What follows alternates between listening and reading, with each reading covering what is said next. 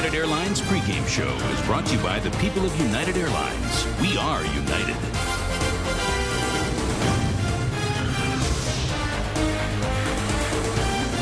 It's not where you start, but where you finish. Lesson number one for the Mariners this postseason. Lesson number two, if they want to yank away the champion's belt, they'll have to work on that 1-2 punch of untouchable pitching and much better hitting.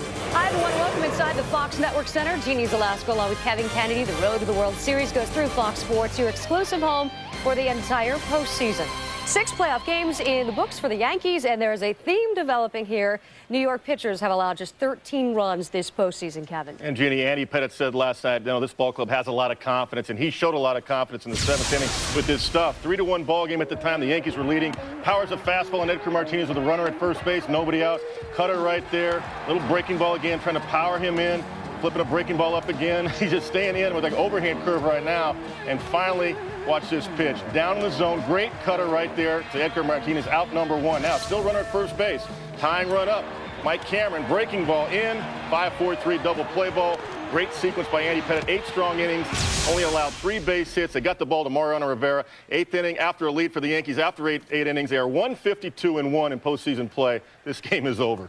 It is a travel day, by the way, in the National League. The Diamondbacks head to Atlanta, probably still suffering from Tom Glavine nightmares, Kevin. It was a huge win for Tommy Glavine. He got a big home run by Javi Lopez. Bobby Cox put him in the lineup for that reason, and he got it from him. And I'll tell you, they go back 1-1 instead of down 2-0. That was a big win for me last night, a must-win, because you got to face Kurt Schilling on Friday. And we remember what happened to the Braves' last opponent. 4 division titles in 5 years, nothing but repeated first-round exits to show for it. The final straw for Larry Dierker in Houston. With 1 year remaining on his contract, he resigned today. I'm very proud of what we achieved.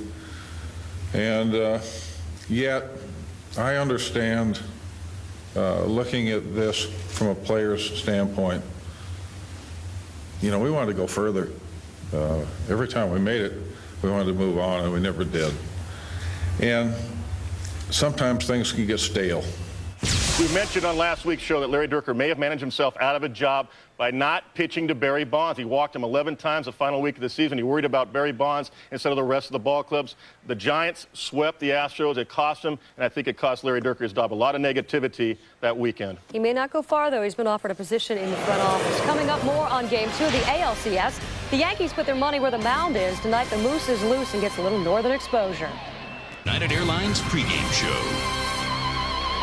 More than 3,000 miles and a $34 million payroll difference separates New York and Seattle. So just how much did the Yankees spend on their starting rotation alone? That was Lou Piniella's question after Game 1. The Mariners manager may not know the exact figures, but he has his own answer, Kevin. Jeannie, I know they pay him enough, they should win. Jeannie, Freddie Garcia goes on only 3 days rest, second time in his career, and he's got to face this guy right here. Mike Mussina with that 95 fastball, great overhand curveball. He paints the ball. He's got outstanding command, great control. He does not beat himself. Look at the earned run average, 3-1, 2.17 earned run average in 7 games postseason play. Freddie Garcia, when he's on, he's got a great changeup, great split, fading away to lefties. He gets him out, and he'll power that 95 fastball up in the zone and go back to the changeup and the split. He gets a lot of ground ball outs when he's on. Now, he's got the best stuff on his staff. He is capable of beating this ball club.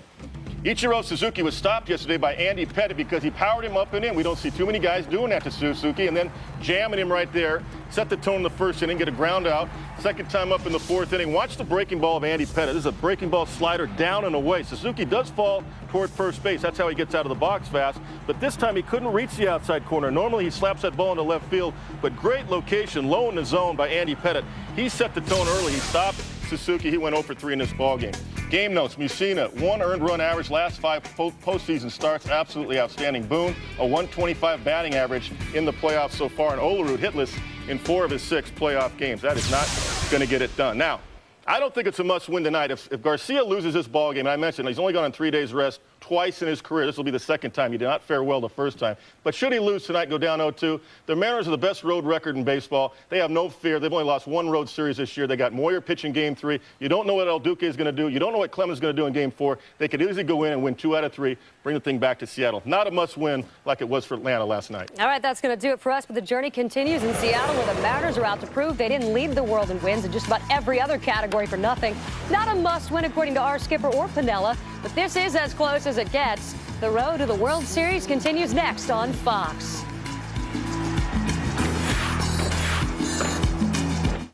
you want to throw away a six-figure income job to be a... Work Center, the Mariners knew the road to the World Series would go through New York.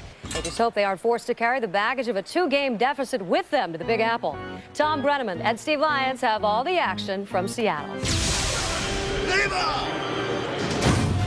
Welcome to sold-out Safeco Field in Seattle. It's Game 2 in this American League Championship Series. The three-time defending world champion New York Yankees, winners yesterday, trying to go up 2-0. Seattle, of course, trying to even the series at a game apiece as we head back to the Bronx on Saturday.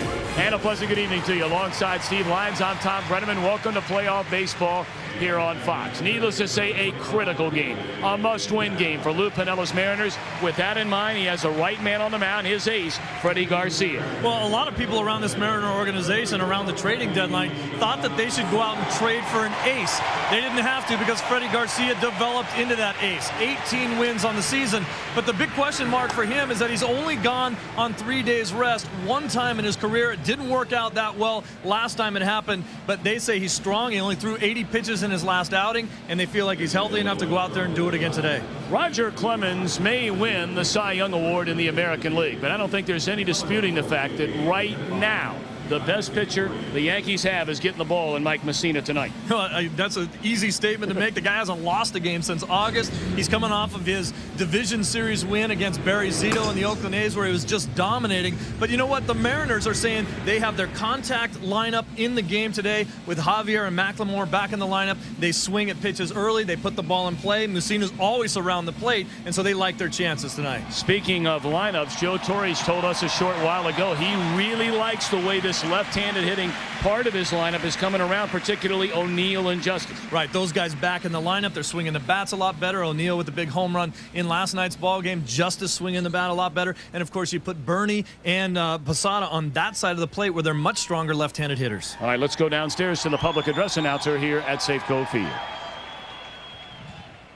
Ladies and gentlemen, at this time, we ask you to please remain standing and join in a moment of silence as we remember the men and women who lost their lives in the tragic events that struck the United States on September 11th.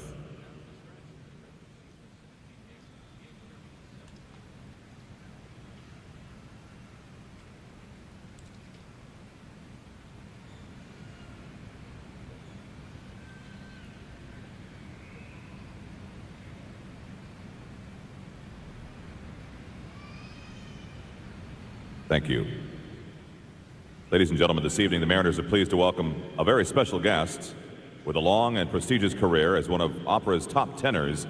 He now currently performs with the Seattle Opera in their production of Dvorak's Rusalka. Here to honor America and perform our national anthem, please join and let your voices be heard as we welcome back Alan Woodrow.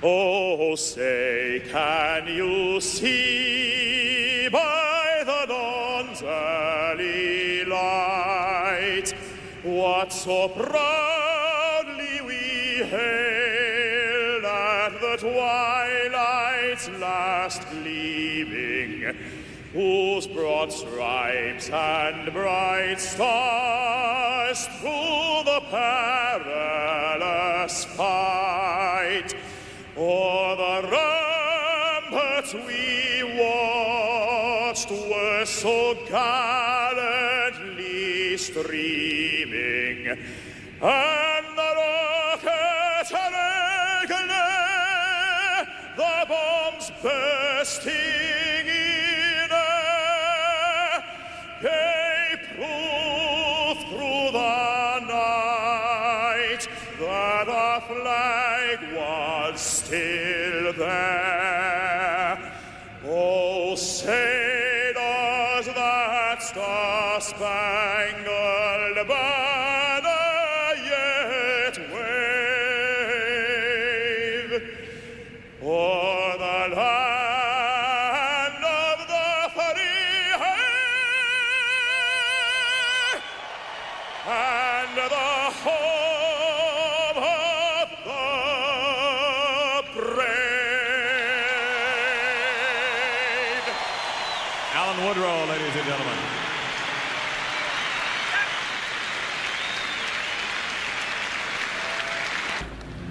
Seattle starter Freddie Garcia just making his way back from the bullpen beyond the left center field wall, so we'll be a few minutes from getting this one started. Certainly something to keep in mind, Steve. Garcia only 25, in fact just turned 25 12 days ago. Yet in the playoffs he stood tall, especially last year in the League Championship Series, winning the only 2 Seattle victories in that 6-game set against New York. Yeah, of course, and these are the numbers from last year, the 2 wins. Look at the ERA.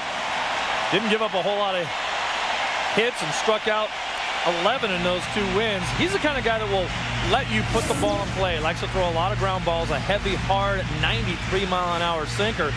But showing signs of maturity beyond his years, as you mentioned, just 25 years old.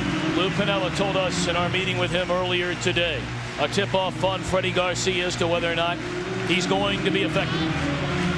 Has to throw strikes with his fastball, and that kind of sounds elementary, but this guy, more than anything else, he's a 3-pitch pitcher. Good hard sinker. He's got to throw that over the plate and get guys to swing at it, because that makes his curveball and his changeup, which is outstanding, much more effective. Lou Piniella got in Cincinnati to the World Series title back in 1990. This is the 4th time he has taken the Mariners to the postseason. They had never finished above 500 as a franchise until Piniella arrived on the scene. Took him to the playoffs in 1995, again in 97, and now for the 2nd consecutive year, they're in the American League Championship Series. Joe Torre, of course, has managed the Yankees to 4 World Series titles in the last 5 years, including the last 3.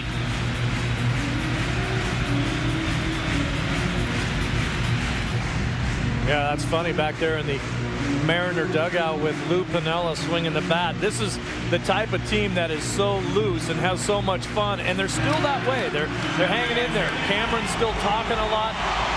Boone's still talking about they probably will fine Piniella for impersonating a hitter because he picked up the bat. And the Mariners take the field, hoping to get some of that mojo that they didn't have here yesterday. For the Yankees, their starting lineup, Chuck Knobloch leads off in left, Derek Jeter at short, David Justice, the designated hitter, Bernie Williams in center, Tino Martinez at first, Jorge Posada behind the plate, Paul O'Neill. A big 2-run home run here yesterday is in right. Scott Brocious at third. Alfonso Soriano at second. The Yankee lineup brought to you by Kia. And on the mound, as we talked about, the native Venezuelan, Freddie Garcia. Now, we talked about the fact that this guy really developed into their ace. He's a workhorse, 18-6 in 238 innings. This is a guy, as we talked about before, with a heavy, hard sinker, and he throws it hard. A lot of guys that throw a sinker, they're running up there about 89, 90. He can throw this sinker about 93, 94. He's got to throw it for strikes. He's got a great changeup to go along with it. But if he can't get ahead in the count, you're not going to get anybody fishing. And as we mentioned, he has become the ace of this staff, so they're no longer looking for an ace of this staff. They've got one.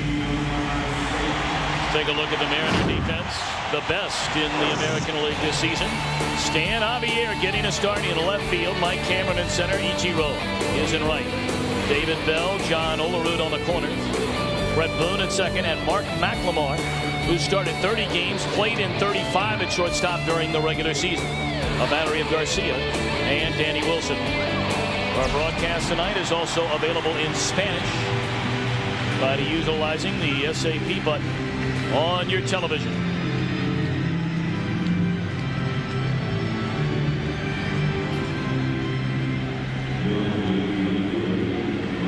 Obviously, the roof is closed here tonight at Safeco Field, but you see a different twist to the dome, if you will, here in Seattle. It's still an open-air stadium. It's a chilly night. Temperatures expected to get down into the very low 40s. No rain today, but there is some in the forecast, so they figure close it up. Chuck Knobloch to lead it off. First pitch fastball, strike one, says Wally Bell, the home plate umpire, and we are underway game 2 in this American League Championship Series.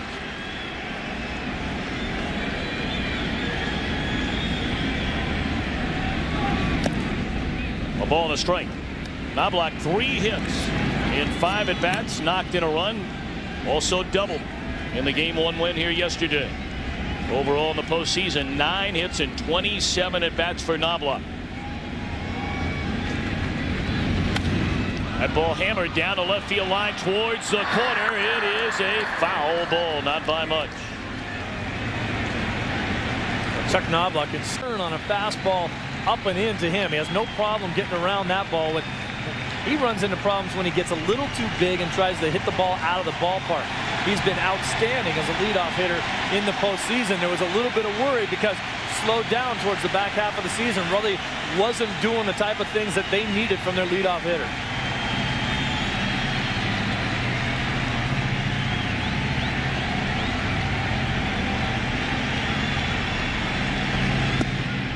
Two and two. A down year for Knobloch when looking back not only the last 3 seasons but his entire career. He has been a very good player for a long time. At times a great player. 3 and 2. And at times just an average player, especially after all the throwing problems he had over the last couple of seasons, which forced him from second to left. After being a Gold Glove second baseman when he played for the Minnesota Twins.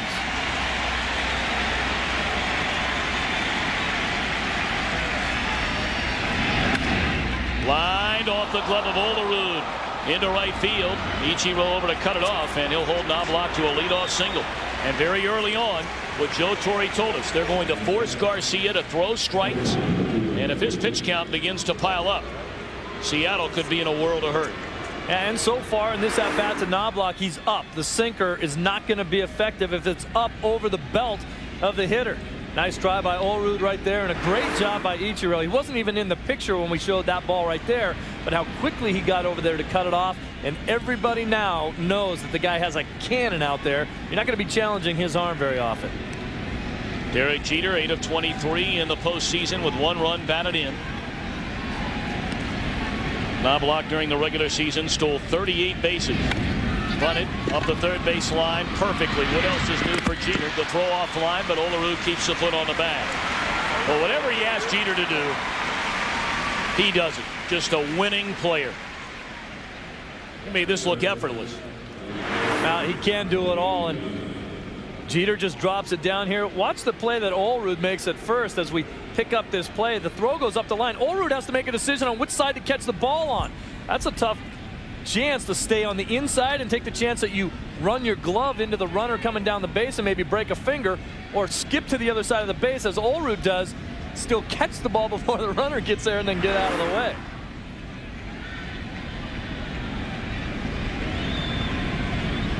Now David Justice, 4 hits and 17 at bats during the postseason. Hit .241 during the regular year, 18 homers, 51 runs batted in. Strike 1. Justice knocked in a big run. His only hit in 4 at bats. He also drew a walk. He had the RBI single in the 9th inning that scored Soriano.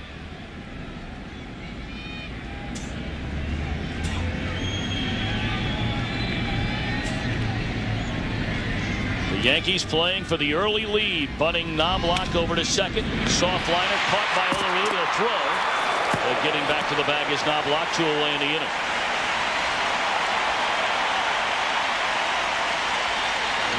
This is a Yankee lineup that has had next to 0 success against Freddie Garcia since Garcia came over in the Randy Johnson deal from Houston in '98. Their starting lineup tonight combined 13 hits and 63 career at bats against Garcia. That's a .206 average.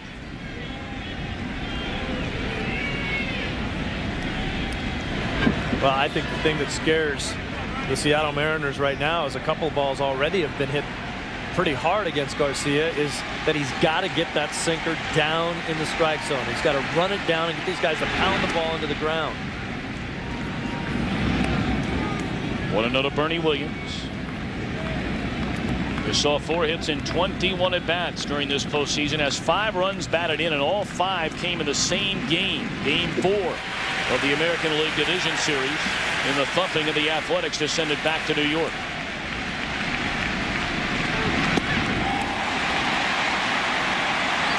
Bottom fell out of that pitch, a ball and a strike.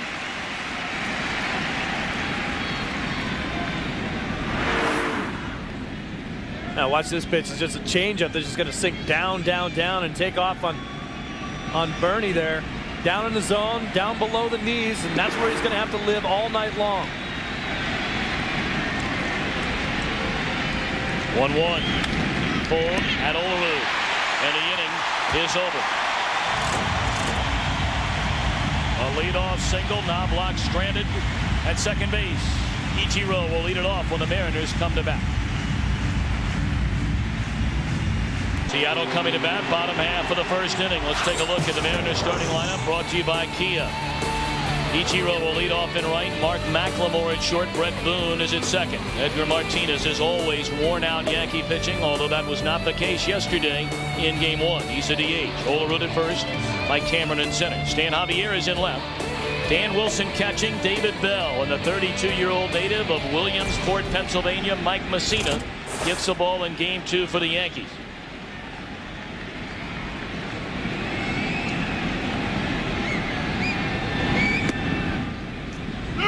Breaking ball, strike one to Ichiro. Mike Messina, look at the numbers on the season for him. He put on an absolute clinic in Game 3 of the divisional series against Oakland. Messina has been spectacular over the last month and a half.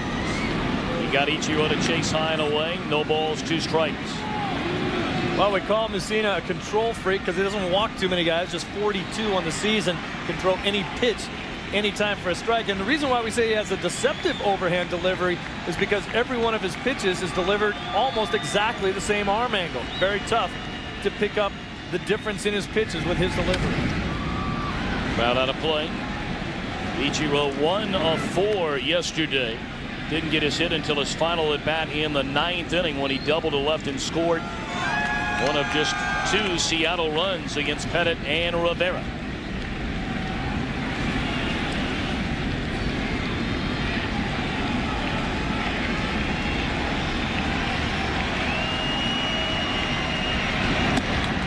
One and 2.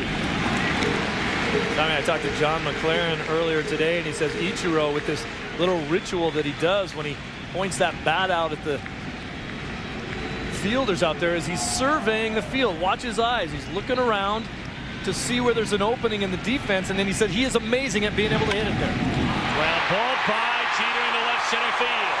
And that's the way it starts in the Mariner opening inning. And when the Mariners score first, they are 86-9 during the season.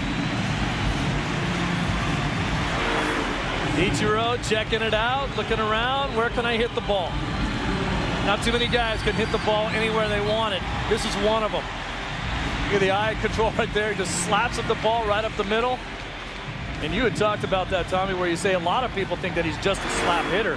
But he swings the bat with some bad intent.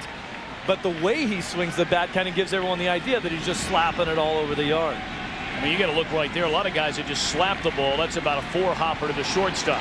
That ball had some juice on it. And it was only a few feet to Jeter's left, and he wasn't able to get there because he shot it through the infield. Ichiro, 56 stolen bases, leading the American League during the regular season. And look for the Mariners to be swinging early and often against Messina. If you fall behind him, like most pitchers, but even more so against Messina, he's got you around the neck. Well, Messina, when people look at the numbers, opponents are hitting .319 on the first pitch. He likes to get ahead with his fastball, and guys like to swing early because they don't want to have to get to the other nasty stuff that he has. The knuckle curveball, a regular curveball, a straight change that he throws up there, can throw them all for a strike. So guys like to go up there and hit early and often on him to not have to get to 2-2 counts, to 1-2 counts, when then they're really in trouble. Martin McLemore making his first start of this series. They went with Carlos Guillen at shortstop yesterday. McLemore, just a good solid player, and you can play him just about anywhere. He's played all over the outfield, all over the infield. Played 30 starts at shortstop. Hit .286 during the regular season, 5 home runs, 57 batted in. But he can run. 39 steals on the year for McLemore. lot of speed at the top of the order. 1-1. Lined into left field. Caught by Knobloch towards the line, and Ichiro back to first base. One away. Yeah, that was a pretty celebrated move for Knobloch to go out to left field for the Yankees this year. They started in spring training with Soriano out in left and Knobloch playing second, and they made the switch there. Knobloch gets a great jump on this ball by McLemore that he hit it out there. Knobloch, great jump off it, but he should be looking for McLemore to hit the ball that way, so you anticipate a little bit more, hey, the guy's going to hit the ball to me, but still very nicely done out there by a guy who just started playing left field this year. Now Brett Boone hit 37 home runs during the regular season. Swing and a miss. Boone in the postseason only 3 of 24. Well, this is a much better swing though. Watch him try to pull his hands in and at least hit the ball the other way. Looks like he's been freelancing before and trying to pull balls. Hooks that ball a little bit at the last minute, but as long as he's leading with his hands and thinking into the opposite field, Brett Boone will go back to the hitter he's been all year long.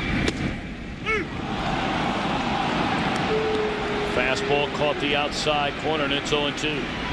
Boone knocked in 141 runs, most in the American League during the regular season. He has not knocked in a run during this postseason, either in the division series or in game 1 here of the championship series. Lined into center field, and a fall in front of Williams.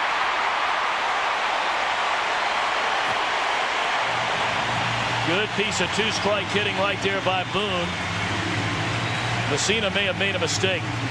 Little mistake with location. That ball stays up in the strike zone, but Boone, he does a great job up the middle and the other way, just staying with it, just serving it. You think he sees this pitch?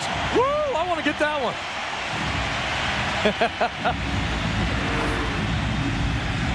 There you go. That's a nice sign right there. You keep getting hits, they'll dig even more. Swing the bat, my friend. Now Edgar. 306 hitter during the regular season, 23 home runs, 116 batted in.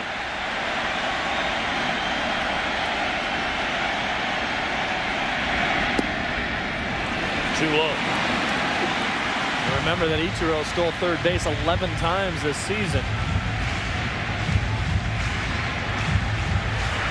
Boone has decent speed at first, and a lot of times if you don't think you can get the guy at third, many times you'll try to get the trail runner at second base, but Boone runs well enough to pull off a double steal type with not a whole lot of fear that they're going to gun him down at second. 1-0. Fastball up and in, 2-0 to Edgar Martinez, who went 1 of 4 here in the game yesterday. In 12 career postseason games against the Yankees, Edgar Martinez, a .391 hitter with 14 runs batted in. A great hitter. It's a great hitter's count here at 2-0.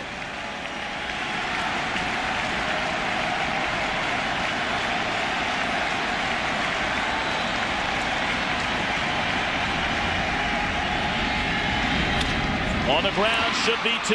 Brocious, Soriano, and that's a double play to end the inning. Messina allows 2 hits but gets a double play ball. We're scoreless at the end of 1.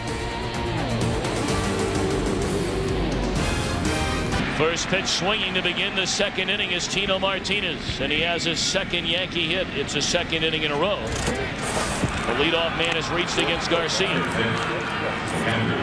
That's a great piece of hitting by Tino Martinez with the sinker ball going away from the lefties. Tino thinking the other way. The only time he can really get out there and try to pull a sinker ball hitter is if he makes a mistake, leaves the ball up and out over the plate, and the ball doesn't sink. But if the guy's got his good stuff and the ball's running away from you as a left-handed hitter, you have to start thinking into the left center field gap. Posada putting together a solid postseason. 9 hits and 21 at bats, a home run, 2 knocked in. First pitch swinging, he's down a strike. Tonight's game being seen live around the world by U.S. servicemen and women through the facilities of the American Armed Forces Television Service. All of America salutes you and appreciates what you're doing for our country. May God watch over you and bless you.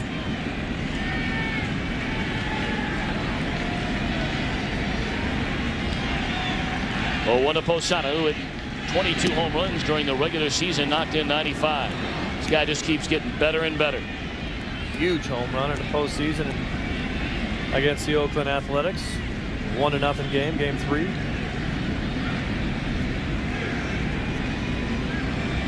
Asked him if he was feeling strong before tonight's ball game. He said, yeah, until I tried to run for that double last night. Joe Torre was saying he was a little nervous when Posada was going for 2, especially when Ichiro out there was throwing it. He said it looked to me like he was running for his life. Joe Torre just will talk to you for hours and hours about watching Ichiro. 2-1 delivery. Fouled back out of play. The team's only met 9 times now with the unbalanced schedule this year. But 9 games, plenty enough for Ichiro to impress the Yankee skipper. You brought up earlier about Ichiro's first step in the outfield. Torre says he's never seen a better first step by any outfielder in all his baseball years. That's saying something. Oh, yeah.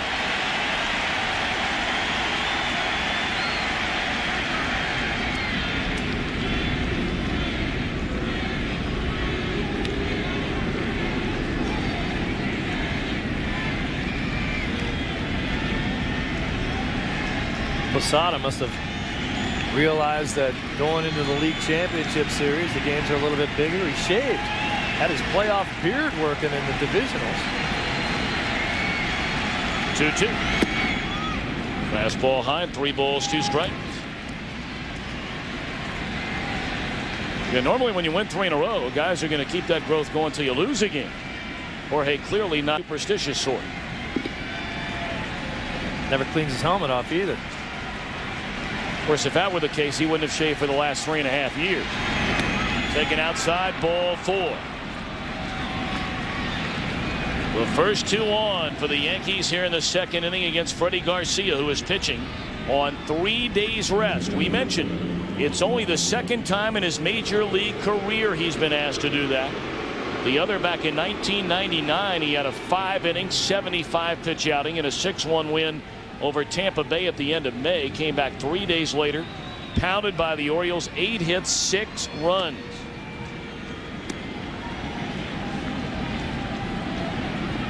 A lot of times with a pitcher like Garcia, you look for body language, and right now he's not pitching with a lot of confidence as far as his body language is concerned. Now Paul O'Neill. 2 on, nobody out. Fouled out of play. O'Neill in the 4th inning here yesterday with Posada at second base. Made it 3-0. Somebody up. For O'Neill, his 10th career postseason home run.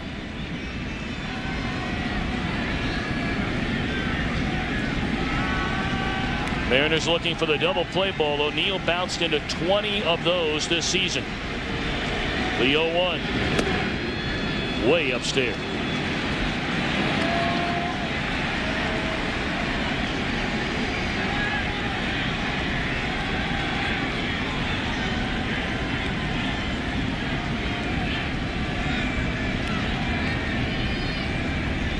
Martinez and Posada have started the inning. Martinez with a single, Posada a walk. 2 on, nobody out. And it's a ball and a strike on Paul O'Neill. Popped it up. Short left field. Javier coming on. 1 away. It gives us a chance to remind you that Game 3 of the National League Championship Series comes your way right here on Fox tomorrow night. 8 Eastern, 5 Pacific. That series tied at a game apiece. Curt Schilling, who has been the best postseason pitcher in either league so far, will get the ball tomorrow night for Bob Brenly's team. John Burkett starts it for Bobby Cox's Braves. And you and I'll be jumping on the red eye with our merry cast of characters and be calling that one from Turner Field tomorrow night. Another red eye.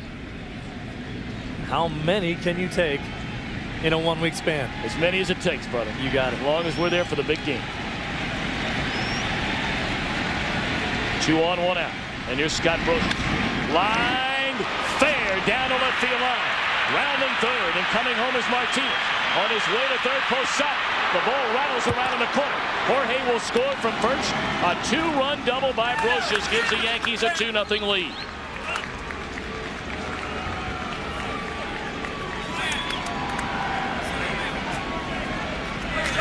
Brocious 1 for 20 in the postseason until this. Well, this is a ball right down the middle of the plate. Garcia is really struggling with control. Hammers this ball down the left field line, and then it kind of bounces around down there. Tino's going to score easy. Stanley said, you know, instead of hitting the padding, it hit the cement wall and bounced past him again. Well, you really can't fault Stan Javier for a play like that. There's some cement on that wall underneath the padding. You're hoping that it's going to bounce off the padding. You go in and pick it up. Breaking ball on the way to Alfonso Soriano. Hits the cement wall 6 inches underneath the padding, and then bounces so much quicker back off of that and right by you again. Posada doesn't score on that ball if it hits the padding. 1-0 to Soriano. Breaking ball in there, a strike. 1-1. Yeah, that could be end up being a huge play. Look, off the cement, and then right past Javier, because it bounced so much more quickly off that cement than it would have if it hit the padding. It would have been a much deader bounce, and that's why Javier was going in to try to make that play. 1-2 to Soriano. I'm not so sure why you have to have that cement base there of 6 inches where the padding doesn't hit. Maybe when you're watering down the warning track or something out there, but if there is no good reason and this becomes a big play, I can guarantee you that next year or maybe next series, that padding will go all the way to the ground.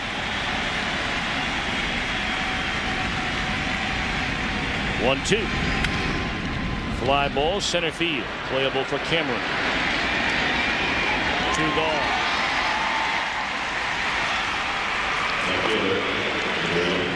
Scott Brocious, a 98 World Series most valuable player. Only 1 of 20 coming into this game, but a huge 2-run double to give the Yankees the early lead.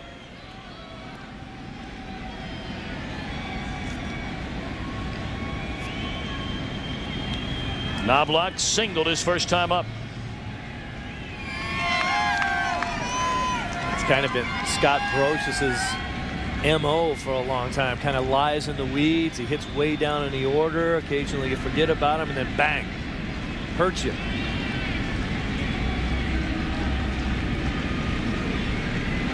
This is a big batter for Freddie Garcia. Already trailing 2-0. Messina's been stingy with runs the entire year, especially so over here the last month and a half.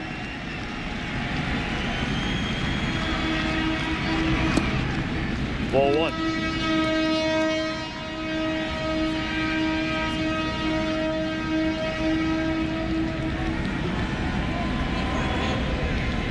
And by the way, some of you may be wondering, what in the world is that noise?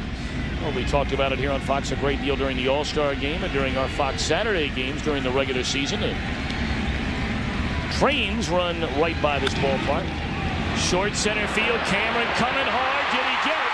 Did he get it? Waiting for a signal. No, he did not.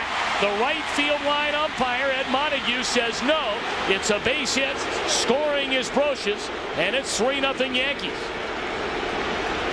The second base umpire, Charlie Relaford, did not go out to see whether or not Cameron was able to make the catch. Cameron comes in here, and that ball bounced right into his glove. It's a definite bounce, but does it bounce on the fingers first? No, it doesn't. Definitely bounced on the ground. Montague makes that play from outside, from making the right field line, but Freddie's not too happy about the situation, and Cameron was looking at the wrong umpire to get a call. Meantime, the run was scoring. Relaford stays inside there to make sure that there's a play at second base. He's the umpire that makes the calls, and the outside umpires close into the gaps when the ball's hit and make the call. That's why Montague made that call from the right field foul line. 3-0 Yankees here in the top half of the second inning. A 2-run double by Brocious and a 2-out run scoring single by Knobloch, who had 3 hits here yesterday and already 2 for 2 tonight.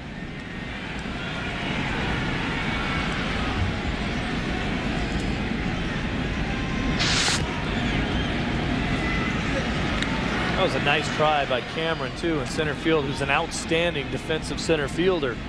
Some people will say, well, he was so close to it. Why didn't he dive for it? Well, because then you get in between. You can either shoestring a ball or you dive for it. You kind of get in between where your concept of where the ball is. Knobloch running. Wilson's throw to second base, and Knobloch is out at second base.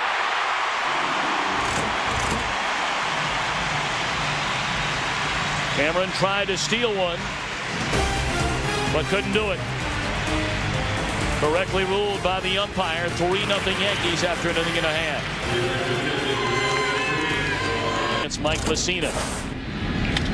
First pitch swinging. Olerud, fly ball down the left field line. Knobloch to get it. 1 pitch, 1 out. Tommy, in yesterday's ball game, we got on Garcia or Carlos Guillen a little bit with his great throw from Ichiro because he didn't sweep the tag through to the base. Posada was safe because of a bad tag. And now tonight with Brett Boone playing second base, the Gold Glover, and Nobby trying to steal a base. Look at him catch it, sweep it through there, make the tag, and get out of there so you don't get hurt. You'll always get the call there.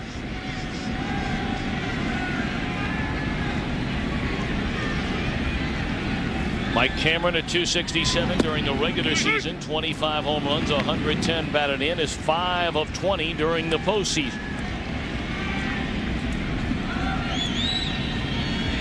It's only the second at bat of the game for the Mariners against Messina. But you have to believe, as it looked like he went around, he did 0-2, that there's a little bit more tension now in that Seattle dugout. It's not a pressing group, if you will. You talked about it earlier. Very relaxed. But all of a sudden, you're down 3. And the guy that helps this team relax more than anybody else is the guy at the plate, Cameron. He puts a charge into one. Left field, but room out there for Knobloch. And he's got it. At the warning track, 2 up, 2 down. If you need any more evidence that this is a big, big ballpark and that the ball does not jump out of here. Cameron pretty good charge into that ball right there and didn't come close to going out of here.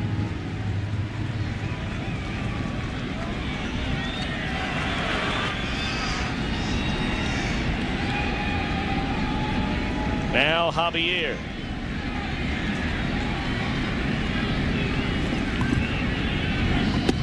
Breaking ball by Messina, drops on the inside edge, a strike.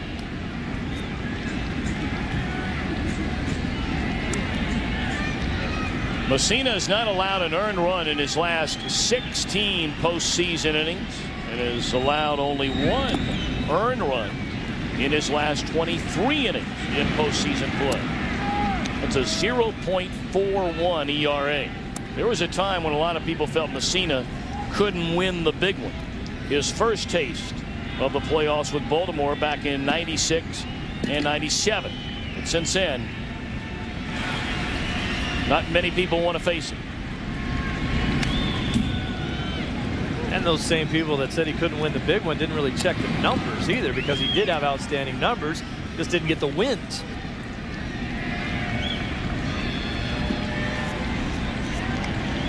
Of course, Mariner fans don't want to hear about it, because where Messina really turned the corner was in '97 during the division series, when he beat the Mariners twice in 14 innings, allowed only 3 earned runs. Just off the inside corner, 2-2 to Javier.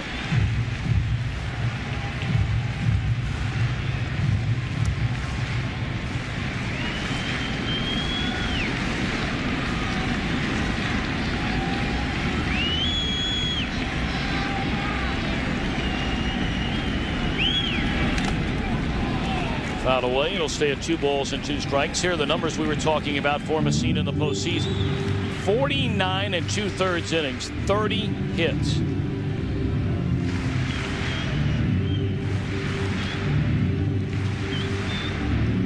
I think hitters, especially when they fall behind in a count, try to work the count to the point where they can get back to 2-2. As you've mentioned many times, a lot of pitchers will go after you a little harder 2-2 because they don't want to get to 3-2. They don't want to mess around. Messina doesn't walk very many guys, but he also doesn't care if he goes to 3-2. So he'll still bring one of his nastiest pitches to you 2-2 because he'll throw a strike 3-2.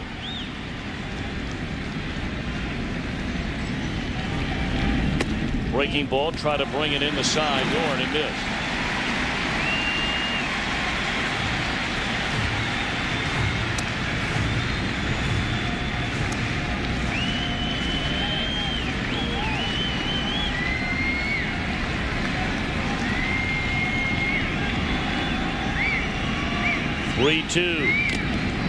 We'll do it again.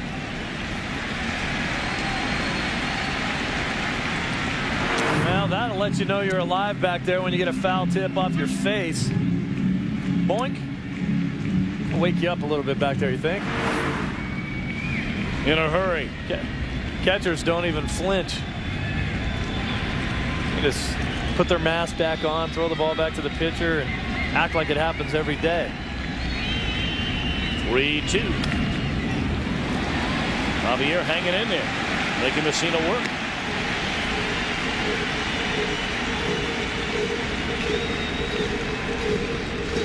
Freddie Garcia on 3 days rest, only the second time in his major league career he's been asked to do that. As Steve mentioned early, he only had 80 pitches in the Game 5 victory over Cleveland.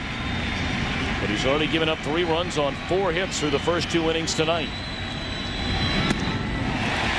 A 9-pitch at bat, and Javier draws a 2-out walk.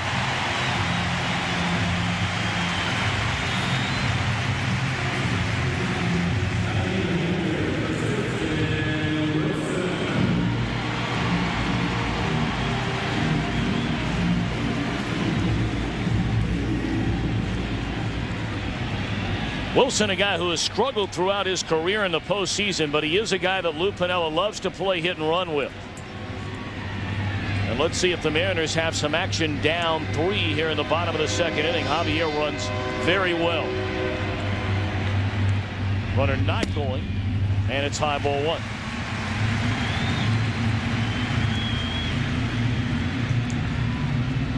It's easier to put things on, moves like that, towards the back of your order, especially if you have guys that can handle the bat. Javier runs well. Wilson not bad at handling the bat. Down in the lineup, he can make some moves. 2-0.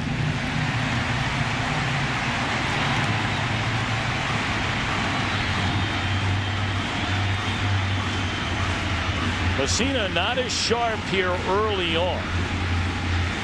Don't get me wrong, it's not to say he can't get it together in a hurry. But he allowed 2 hits in the opening inning. He got Edgar to bounce into the double play to end the inning. Cameron hit the ball very hard here in the second, and then a walk to Javier. He's fallen behind Wilson 2-0.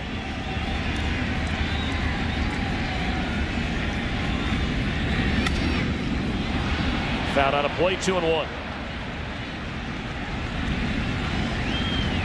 Wilson, the former #1 pick by the Cincinnati Reds. They drafted him when Lou Piniella was the manager in Cincinnati. And when Lou left there and came here, he said, let's see if we can find a way to swing a deal and bring that kid over here.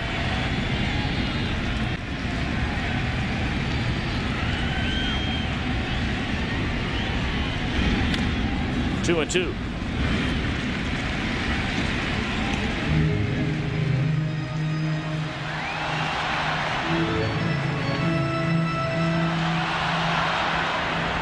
That was a deal, ironically enough, you may remember, that brought Wilson along with reliever Bobby Ayala to Seattle from Cincinnati for Eric Hansen, a right-hander, and Brett Boone. Boone originally on Mariners, sent to Cincinnati. And here he is back having a big year. It stays 2-2. Wilson doing a good job of just trying to stay alive there with 2 strikes on 2 nasty pitches on the corner.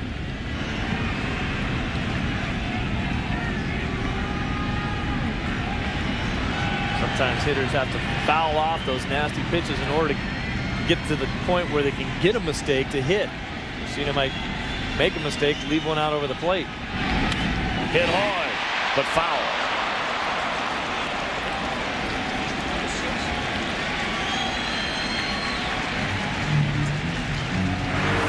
Now, this is a great breaking ball. It's the knuckle curve that Mussina has, but it is left out over the middle of the plate. Some really good break on it, but not a great location.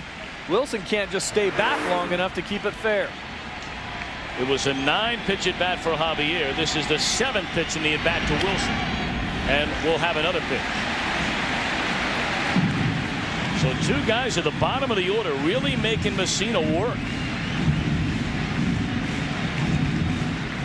It doesn't happen that often for Mussina because he's around the plate so much that guys know that they have to be aggressive, so they put the ball in play early in counts.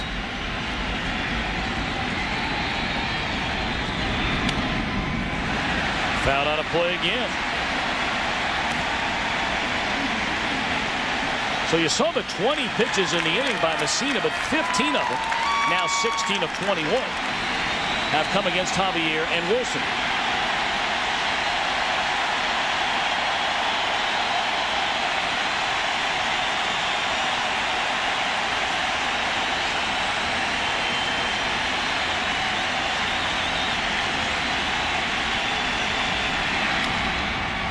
In the air, and this one will drift in amongst the fans. What an at-bat here for Dan Wilson. And the fans are loving him because he keeps throwing baseballs out there to them.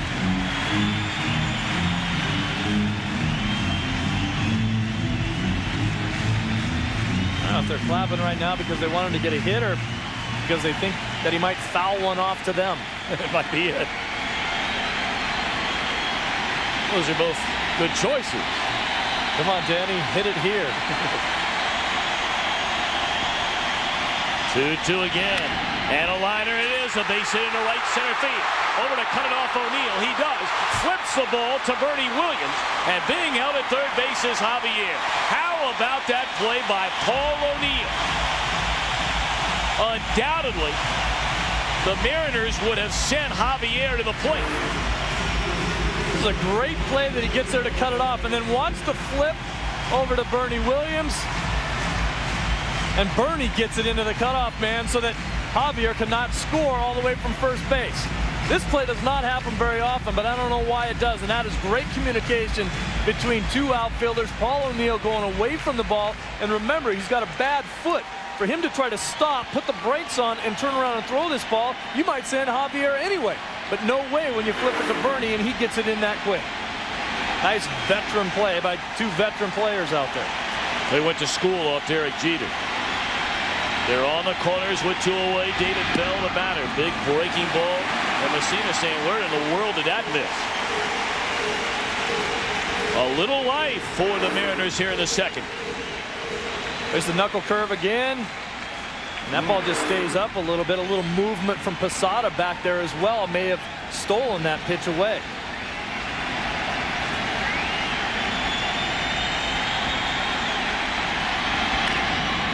One ball and 1 strike. The inning began with a fly ball by Olerud on the first pitch. Cameron then hit the ball to the warning track. It was caught out there by Knobloch. But then a 9-pitch at bat by Javier, who walked.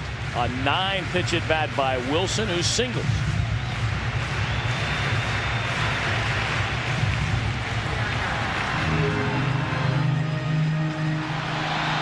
It's interesting to note that this season, with a pitcher of Mussina's stature, that the opponents with runners in scoring position hit .307 against Mussina this year.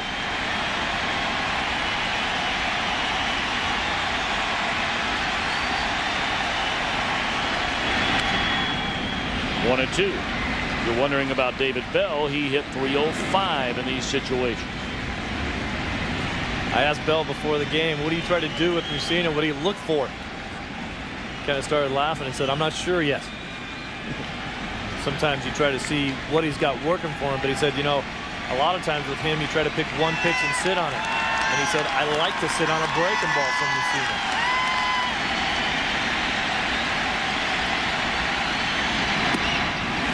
Two and 2.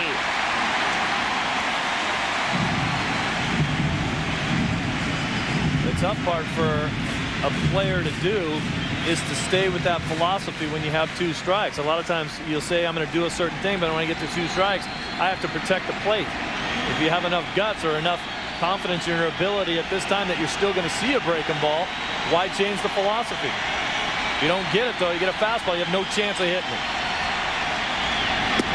He got a fastball and it's high.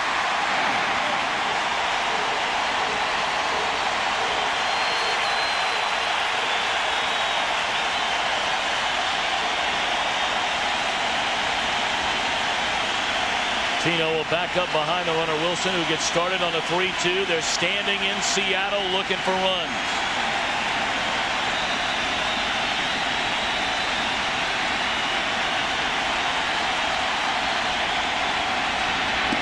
Inning over, second inning in a row. Messina is able to wiggle off the hook. End of 2, 3-0 Yankees.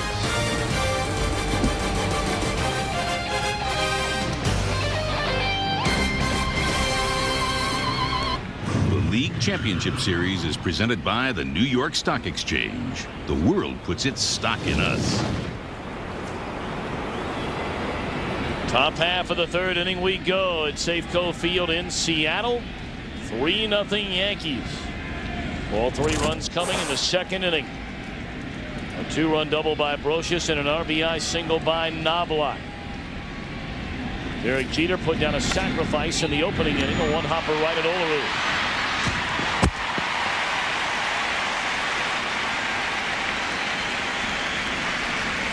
You know, we watched one of the best players on that Yankee lineup, Derek Jeter, drop down a sacrifice bunt. This time trying to go the other way than the way he normally does. Doesn't get a good piece of the ball. Knows he's going to be out. So he just dogs it down the line, right? No chance. Running all the way. Well, we talked about it during the division series. Our conversation, a great conversation, as it always is, with Don Zimmer, as David Justice settles in with one away.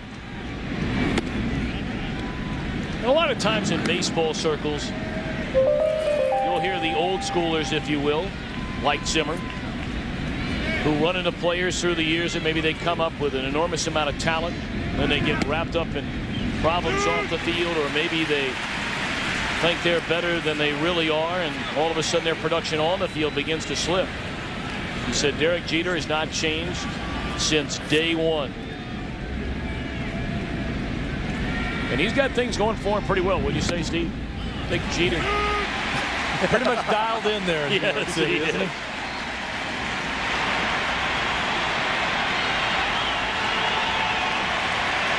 A winner. Very much level-headed, no question about it.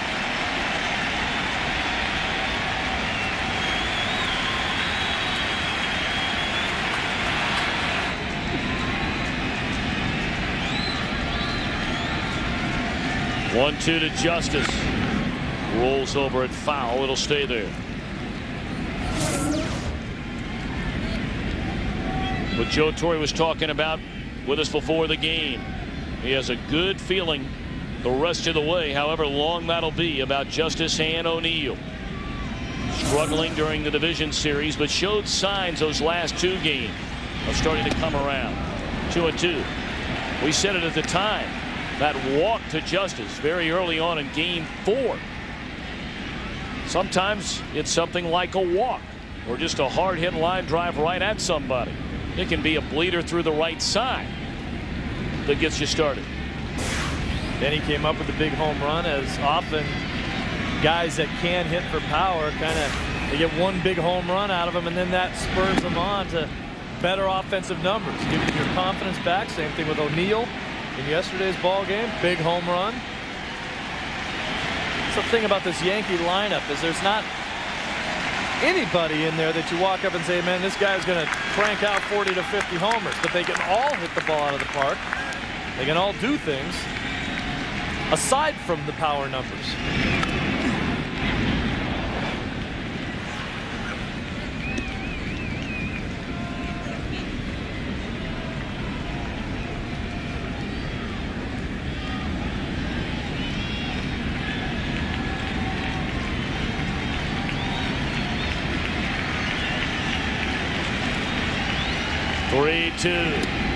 Ball 4. And there's another indication that Justice is starting to get locked in again, seeing the ball much better.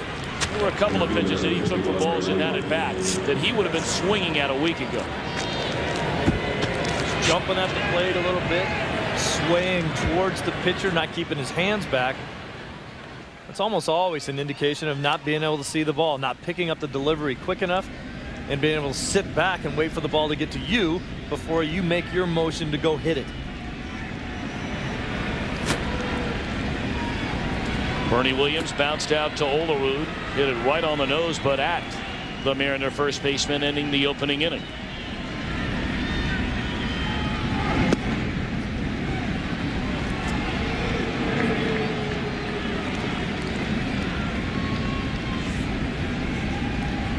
Bernie looking like he's making a conscious effort to try to pick up the delivery. Watch him lock in on this ball all the way in to the catcher's glove. I think Bernie might have been taken on that pitch all the way, but he really wanted to get a good look at it, have an idea of what Garcia is going to try to do to him on this at bat, and file it away for the rest of the pitches that he's going to see in this at bat. Garcia led the American League in earned run average, just the second Mariner ever to lead the AL in that category, the other being Randy Johnson. Fly ball, left center field, well hit. Cameron racing back to the track. What a spectacular play by Cameron. And racing back to first is Justice. How about that?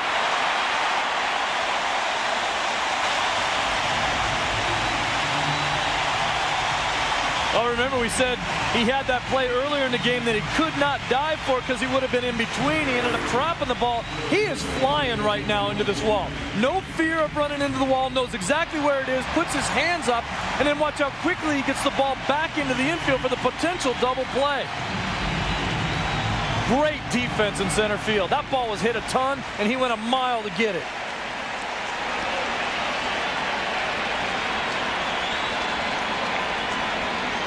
He is going full speed with no fear of that wall. Pretty decent padding out there, and then gets it back in. And no disrespect to Junior, but anybody in this outfield missing King Griffey Jr.? This kid certainly brought his defensive skills with him. Well, many remember Cameron's first game here at Safeco Field as a Mariner. He took away a home run going over the wall, bringing one bat off the bat of Derek Jeter.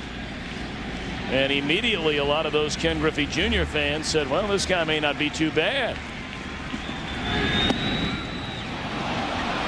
1-1 to Tino Martinez.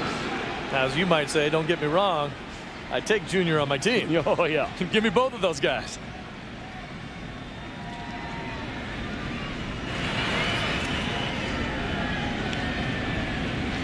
Martinez singled to begin the second inning. Scored the first Yankee run. Fouled straight back, 1-2. Clearly, neither pitcher on top of his game through the early part of this one. The difference between the very good pitchers, however, and the great pitchers, going to the mound with less than your best and getting the job done.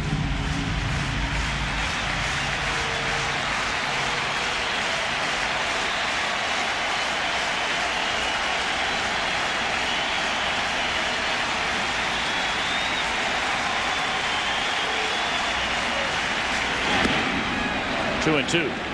You know, Tom, we've talked a lot about this Mariner team during this series and how it was crafted around this ballpark and how they turned themselves into a team with a few tremendous superstars into a total team that does things right. Of course, when Griffey left here and when A-Rod left here, they used a lot of that money to sign guys like Boone.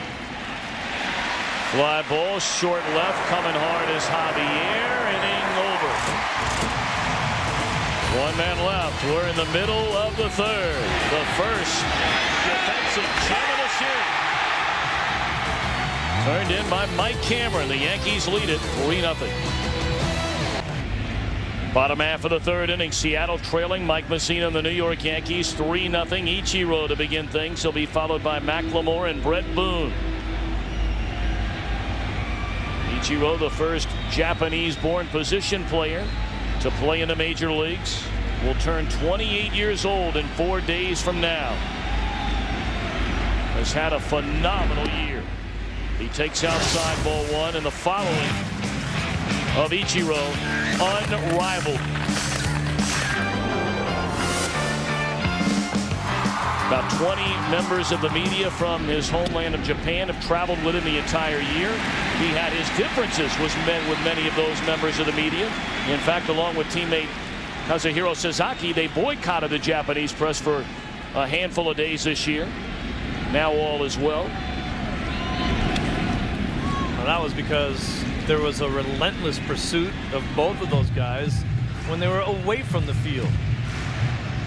There's reports that someone actually tried to get the landlord of the building that they live in to try to get them to get into their apartment. There's reports also of one of the Japanese tabloids offering $2 million to get a quick Polaroid of Ichiro naked. As some publications are trying with Steve Lyons in Los Angeles, we're told. That's easy.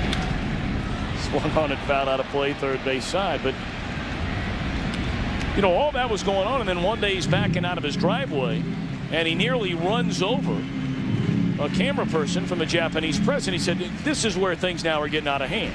Because if I hurt somebody, all of a sudden I'm the bad guy, and I'm not doing anything wrong. I'm just trying to drive to work. 3-2. Now back out of play. So both of them basically said, that's it. We're not talking to anyone. Tired of it. Quit chasing us around all the way. Let us do our jobs. I mean, Ichiro is like Elvis. He's like Michael Jordan in Japan. He is the man. Well, those in Japan will tell you it's almost a cross between a Michael Jordan and, say, the Beatles. I mean, that he is that big. Pick a movie star. That one fouled back out of play. And to give you an example, let's assume for a second that there's a souvenir stand at Yankee Stadium, but Ichiro plays for the Mariners. In Japan, every stadium in the Japanese league had an Ichiro-only souvenir stand, not just the city where he called home. Got to get one of those blue wave uniforms. Straightaway center field, hit well. Bernie Williams on the run, can't hang on, and Ichiro will slam on the brakes at second base. A ball that should have been caught by Bernie Williams.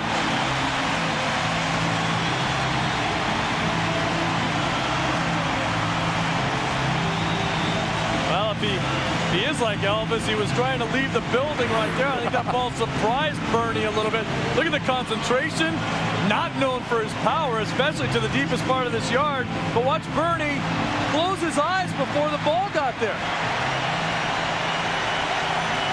Watch him if he just closes his eyes. Maybe he's just blinking, but turns his attention away from the ball before he actually tucked it away. Ichiro ending up on second base. A two-base error against Bernie Williams. And now McLemore shows bunt, takes a strike. That was key for the Mariners to get something going with nobody out. Last inning, they got their rally going, and there was 2 outs already. You can't afford a mistake at that situation. Well, the Yankees believing McLemore is going to bunt. In the air, down to left field line. Knobloch giving chase, crossing into foul territory. He's got it. Not a productive out at all by McLemore. And all the little things the Mariners did during the regular season, leading to 116 wins, by and large, they have not done during the playoffs, including the series, albeit a winning series against Cleveland. Well, they did what we used to call, when I was with the Chicago White Sox, we called the little things. A lot of people calling it small ball now, doing what you have to do to advance runners. Ichiro on second base with nobody out. You have to get him to third base somehow. Whether you get a single to score him or hit the ball to the right side, he needs to be standing on third base, and that's what they did all year long, and they're not doing it tonight. Breaking ball inside to Brett Boone, who singled to center field his first time up. Boone looking for his first RBI during the postseason.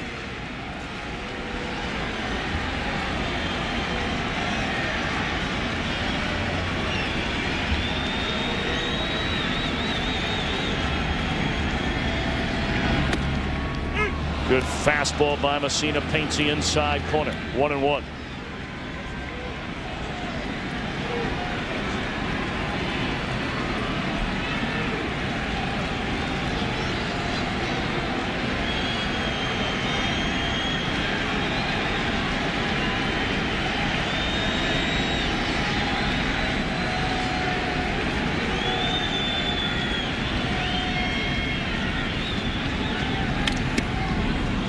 Back out of play, and Messina ahead of Brett Boone at 1-2. The Mariners during the regular season as a team hit .296 with runners in scoring position.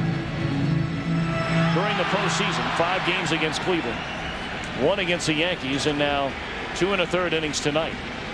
They're hitting .150, 6 of 40 in those situations.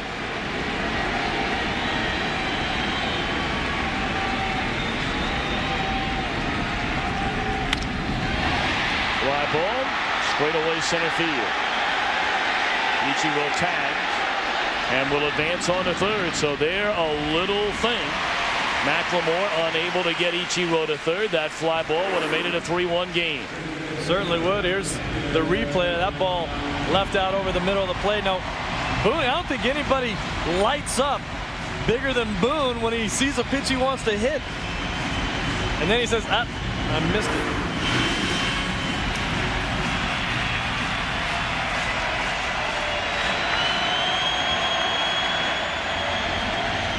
Edgar Martinez ended the opening inning, rounding into the double play. Brocious to Soriano to Martinez.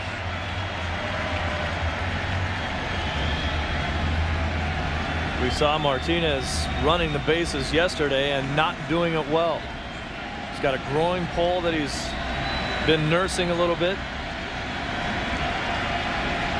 Not the kind of guy at this point is going to be able to beat out an infield hit. 0-1 to Edgar Martinez.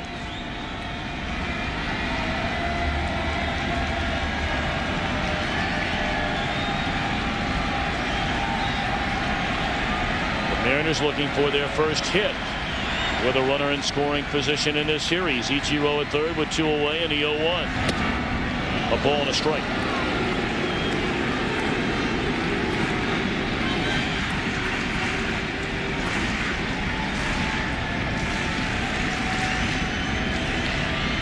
That's not spelled right, is it? Edgar? Looked good to me. He thought that pitch looked good until it dropped off the table. Now, the fact is, Edgar doesn't swing and miss very often, but when you throw a nasty pitch like that, and that was out of the zone, Edgar reaching for that. Usually he swings the bat, he puts his bat on the ball somehow. 1-2 pitch. Puts the bat on the ball and fouls it away this time.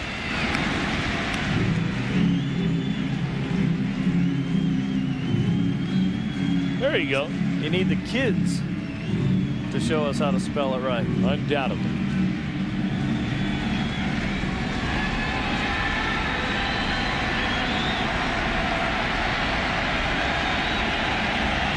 Ichiro 90 feet away from Seattle's first run of the game. An error by Bernie Williams got him to second. And the 1-2. Too low.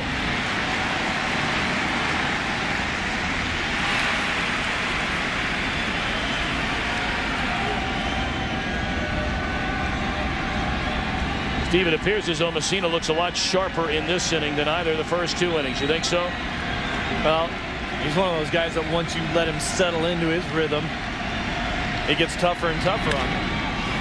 Fly ball straight away center field, should end the inning. And it will. Messina pitches around the Bernie Williams error. Ichiro stranded at third. We play 3. And the 3-time defending champions lead by 3. Tom Brenneman, Steve Lyons, our entire Fox crew on hand here at Safeco Field in Seattle. 3 runs, 4 hits, 1 error, 2 left for the Yankees. The Mariners, no runs, 3 hits, no errors. They've left 4 men on base. All Yankee runs coming in the second inning. A leadoff single by Martinez, a walk to Posada, 1 out later, a 2-run double by Brocious. And then a 2-out run scoring single by Nabla.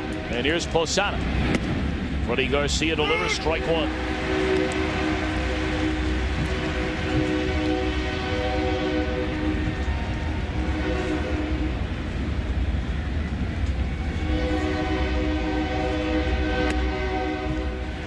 Oh, and 2. Posada coming in, not only 9 hits and 21 at bats, but has now walked 4 times. His on base percentage .520 during the postseason. 1 and 2.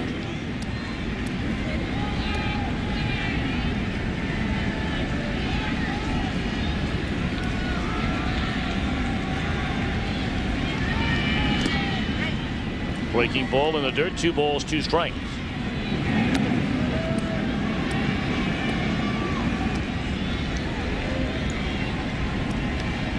The Yankees have scored 25 runs during the postseason, including the 3 tonight. Posada has scored 6 times. Fouled off down the first baseline. And I think this is a big inning right here for Freddie Garcia to establish whether or not he's going to be around in this game come the 6th, 7th, and 8th inning. He's already given up the 3 runs. Can't really afford to give up any more, especially since the fact that Seattle hasn't scored any. They have to get back in the game offensively, and Garcia needs to keep the Yankees right where they are. Good change of pace here by Garcia, and Posada gone on strikes. Don't forget Sunday, our Fox NFL doubleheader gets underway with America's #1 pregame show. JB, Terry, Howie, and Chris will get you ready for kickoff. Then the Rams will battle the Jets, followed by Brett Favre and the Packers taking on the Vikings in a key NFC Central Division matchup. Or other regional action. Coverage begins noon Eastern, 9 Pacific on Fox. Some of the Yanks getting ready for a little football prior to tonight's game. Base hit into center field by Paul O'Neill.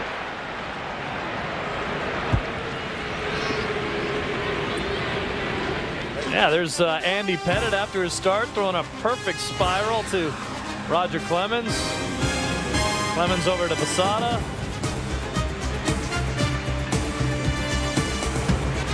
Nobody works harder than Roger Clemens. Nobody can stick with Roger Clemens in his off-day workouts.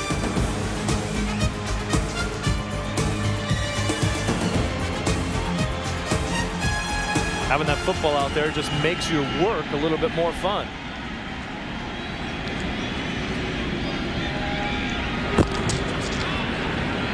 Well, Clemens and Pettit, both native Texans, and they love their football in Texas.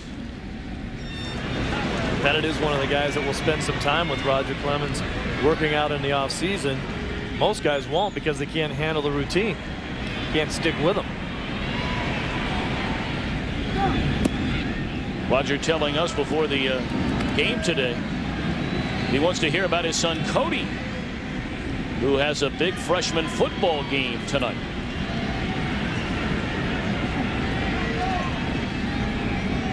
He wanted to make sure he was on the horn, making sure somebody's videotaping that thing, because he wants to see it.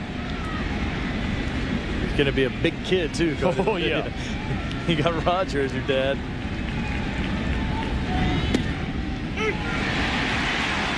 1-1. Of course, who was the old pitching coach? Tom House, wasn't it? The old Ranger pitching coach who was a big believer in throwing the football in between starts for pitchers. He thought the motion was the same, and the way the ball left your fingertips was good work.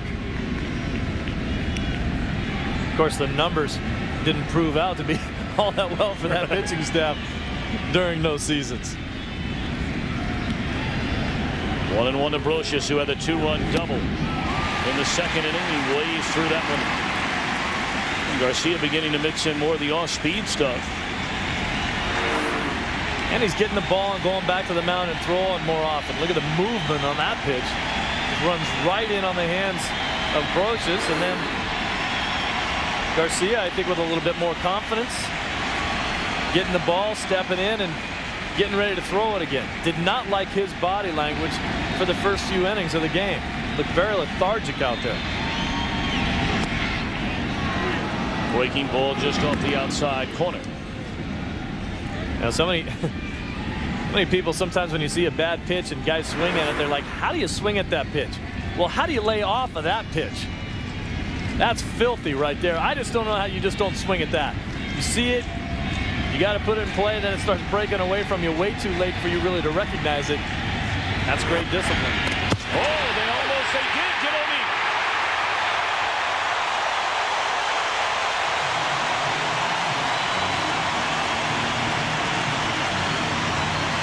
See, Tommy, this isn't even really a pickoff move. He hasn't even gone into his mugs and just got a quick pick, and O'Neill was going the wrong way.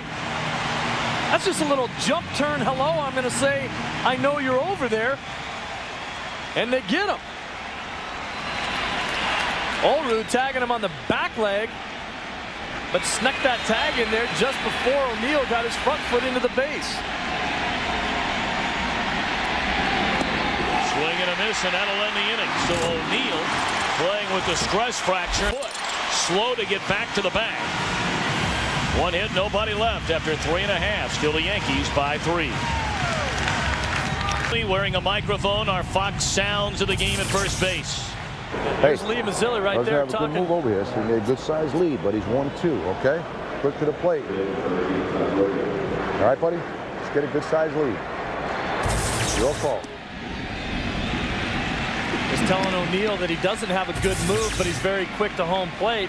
And then O'Neill just falls asleep there, headed the wrong way, and then very lazily gets back to first, and he gets picked off. 3-0 Yankees lead. John Olerud hops it up. Third base side. Brocious waves off Jeter. Second at bat in a row by Olerud, who generally is a patient hitter. He has seen 2 pitches and 2 at bats and has popped up twice. Well, it's kind of a double-edged sword when you're a team that knows that Mike Mussina is going to be around the plate, and they know that he likes to get ahead with fastballs, and you have to go up there and be aggressive. But at the same time, you come back to the bench and you've had 2 at-bats and you've only seen 2 pitches. Sometimes you say, man, what am I doing? You get caught in between. If you had 2 base hits on 2 pitches, though, you'd be happy. Living right. And there's a strike to Mike Cameron. Cameron hit the ball hard his only time up in the second inning. It sent Knobloch to the warning track. Speaking of going to the warning track, Cameron making the play of the night, and so far anyway, through a game and a half, the play of the series.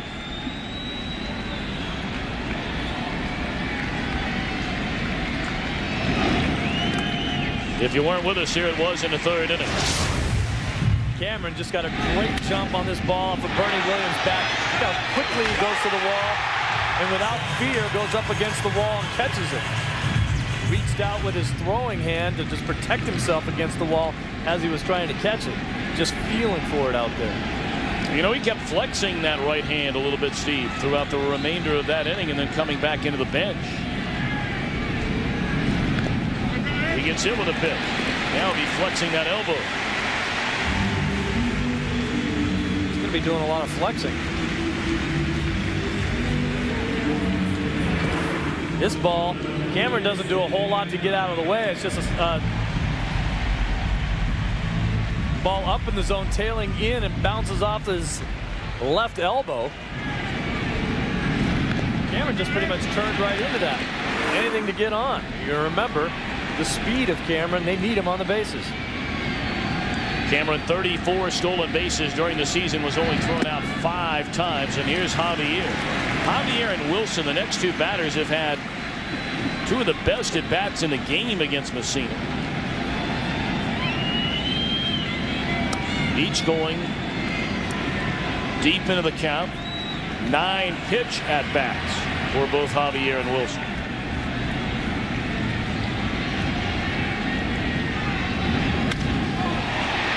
Hammered into right center field. Bernie Williams looks up. Goodbye.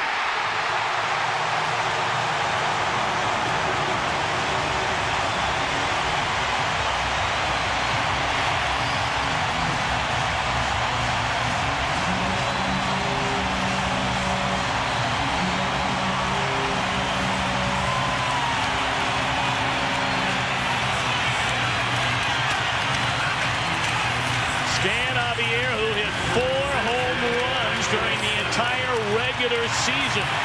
Makes it a one-run game. Well, the entire Mariner team has been trying to talk him out of retirement. He said he's going to go to the house, spend more time with his family and his kids. And huge postseason home run right there for Javier. This is a guy that's not known to hit a lot of balls out of the park. As you mentioned, just 4 on the year. But watch the balance, the concentration, the head down. And that's just a fastball out over the plate that's easily hittable. He drives it to the deepest part of this ballpark and out.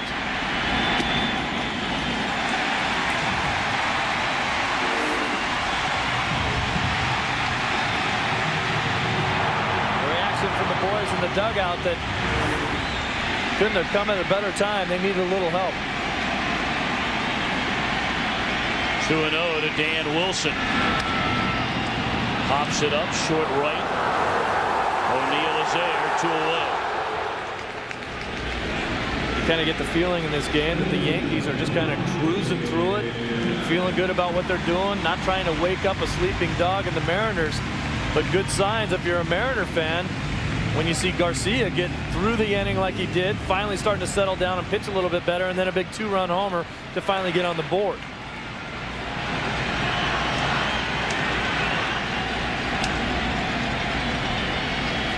Now David Bell, who hit 15 home runs during the regular season. Breaking ball in there, a strike. That was a pitch you were talking about earlier that Bell said he was looking for.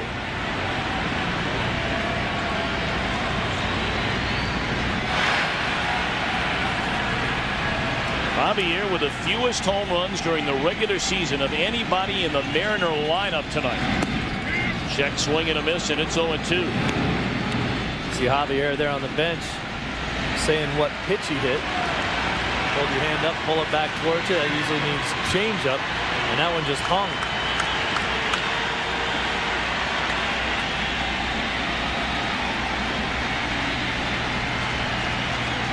Oh, 2 to Bell.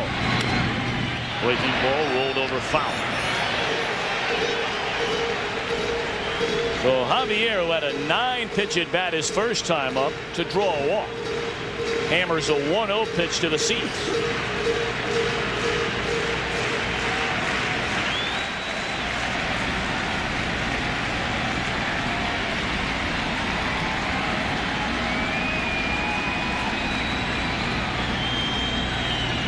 Again, the 0-2 to Bell. Bounces up there, ball and 2 strikes.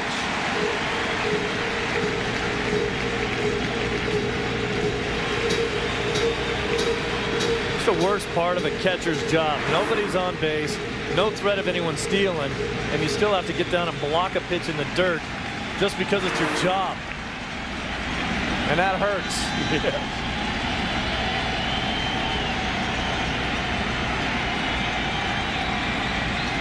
1-2 to Bell. 2-2. Say a lot of catchers are looking for any kind of edge in the game, more so than anything else. You know, Posada could olay that pitch in the dirt and say, I'm not going to get down and block this one. But a lot of guys, more than anything else, will do that to protect the umpire. Maybe get a little bit of an edge with the relationship back there. Hey, I'll protect you. You help us out a little bit. 3-2.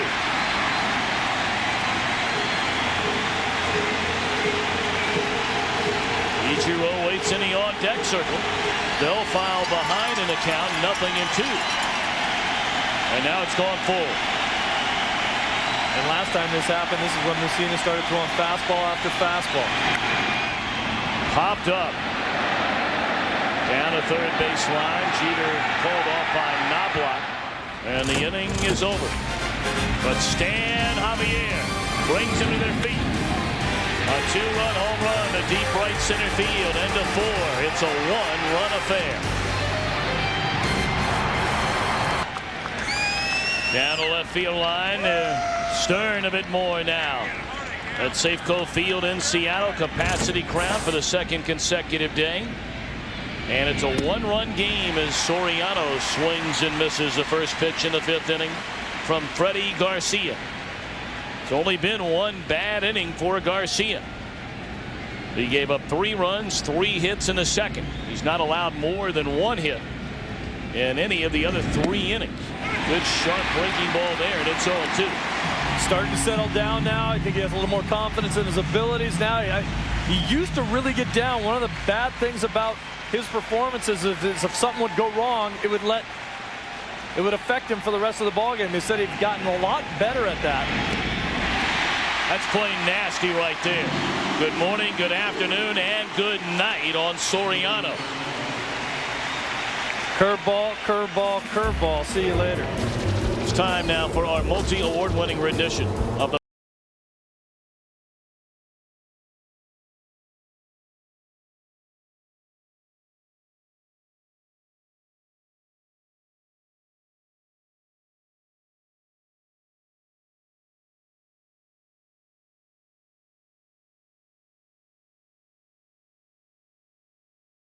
field. You were seen sporting one of those allegedly. Earlier today, no one can confirm that yay or nay. What do you mean a must-have just at a Mariners game? The Mariner Moose hat is a must-have regardless, a staple in your wardrobe. Is that Jay Buhner? That's getting into it right there. They used to have that promotion over at the Kingdome every year. Jay Buhner shave your head night. Buzz cut night. Yeah, if you'd shave your head, you'd get in for free. The funny thing was they usually had a bunch of women show up for the promotion. 1-1 to Chuck Knobloch. Knobloch off to a great start in this American League Championship Series. 3 hits and RBI, a pair of singles and a double in 5 at-bats here yesterday. 2 for 2 here tonight. A pair of singles and a run batted in. And right now his base hit the difference in the game. I think it's really important for Garcia and how he responds to that inning. Get his team back into the dugout so they can hit again.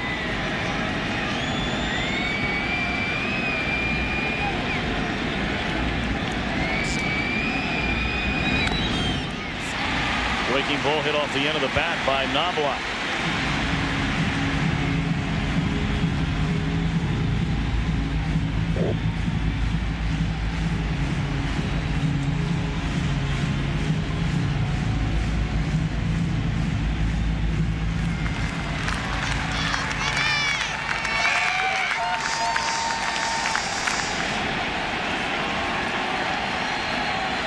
Two balls, 2 strikes to Chuck Knobloch. And Garcia turns it loose. Full count.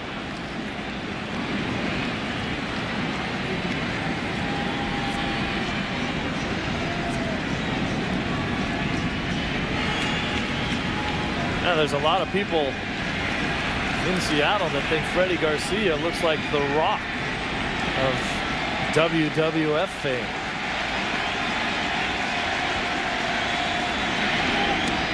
And as our friends at the New York Stock Exchange would tell you, they had a big earnings report today. Let's go to Jeannie Zalasko for a game break. A big NLCS report. The Braves escaped Arizona, Tom, with a win, but they will not escape Curt Schilling. He's followed them to Atlanta for the Game 3 start. The NLCS continues at 8 Eastern Friday on Fox. The series tied 1 game apiece, Tom. Jeannie, thank you. We're going to be there. Fly all night and get to hot Atlanta for the hottest pitcher so far in either league in the playoffs, Curt Schilling. 2 starts, 2 complete games, 1 run. And I know there's a major player in this series that doesn't want to see us go.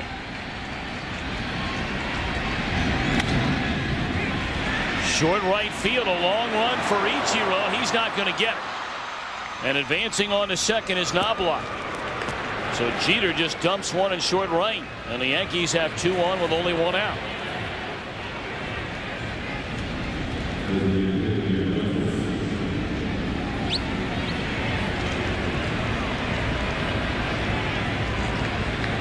Now, the reason why this play is so hard is because Ichiro can't get it, but Booney playing in, and it's such a long run for him to get. If he's playing normal depth, he can go out there and probably make the play on that ball.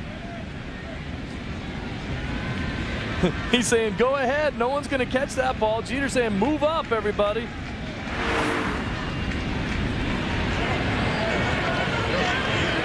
We're talking about the guy who does not want to see us leave, Joe Torre. Every time we come in to talk to him before the game, he says, hey, there's the good luck charms. The Yankees have not lost a game since we started doing their games. We're leaving you, though, Joe. You're on your own. Catch on the flip side. Their luck's been pretty good, though, for the last 3 years. Without us? Right.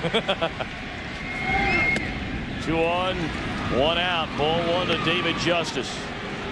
These are big, big moments right now for Freddie Garcia. As Norm Charlton will apparently begin to throw in the bullpen. Yes, he will. Ryan Price, the pitching coach, phoning down to the bullpen. 1-0 to Justice. On the ground, this could be 2. There's 1. And that's a double play.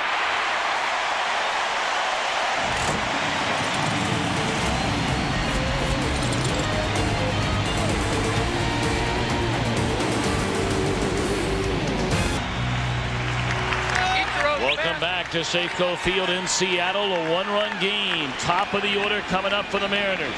Ichiro has been aboard twice. He singled and reached on an error by Bernie Williams. First pitch swinging down the left field line. Knobloch, a good jump. 1 pitch and 1 out for Messina.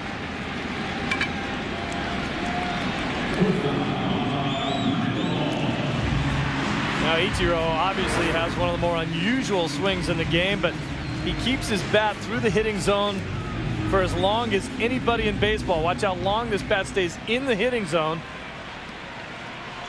Hit that ball hard, but not exactly where he wanted it to be.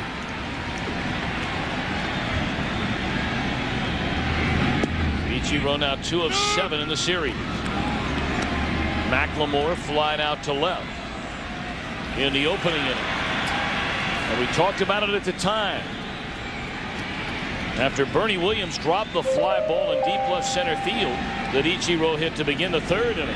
Ichiro winding up at 3rd base. Or 2nd base, pardon me. And McLemore was unable to hit something to the right side to get him down to 3rd. Ichiro wound up being stranded at 3rd. They'd like to have that chance again.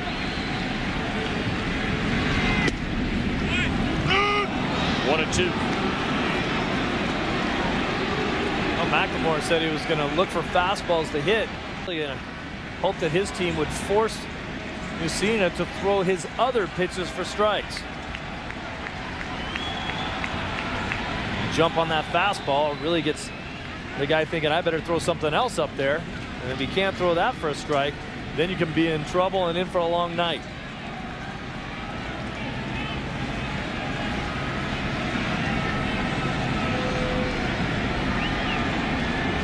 1-2 coming to Mark McLemore. 2-2.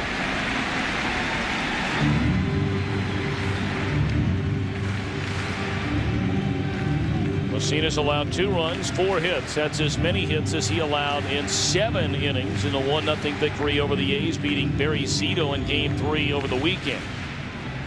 He's walked 1, hit about it, and struck out only 1.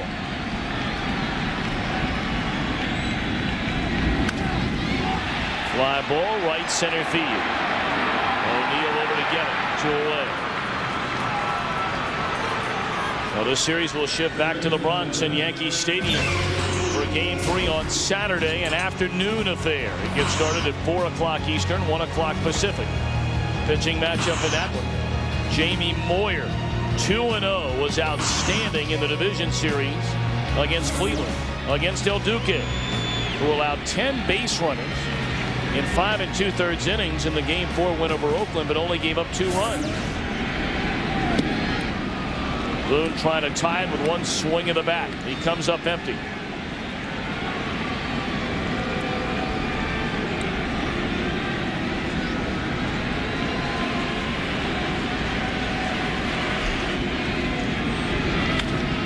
Popped up.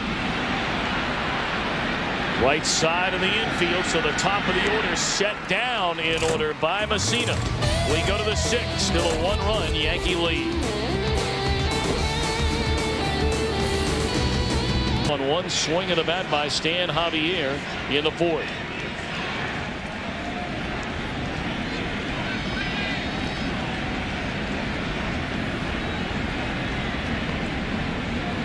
Bernie Williams bounced out to first, ending the first.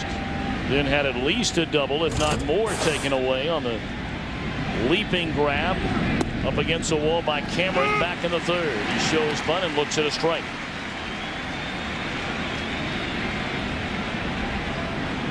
Williams off to a very slow start in this postseason. 4 hits and 23 at bats.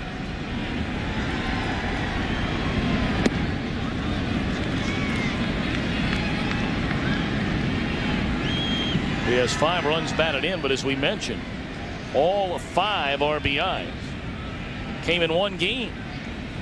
That was the Game 4 win in Oakland.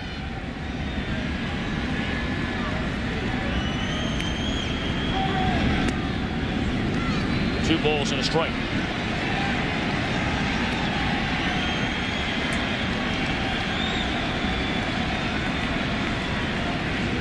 Bernie told me that on a breaking ball he had to sit down on his back legs. That's a breaking ball right there. You see him kind of crouching down.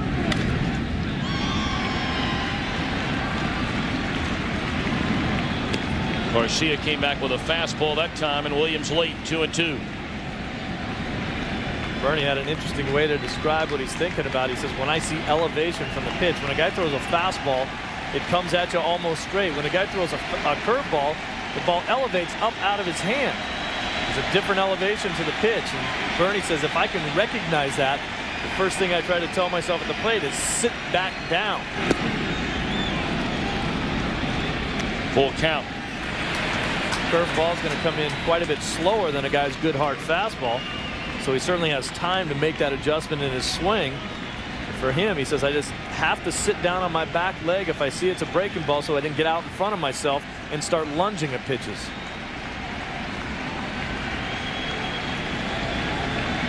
Count of 3-2. Our score is 3-2. Chopped foul.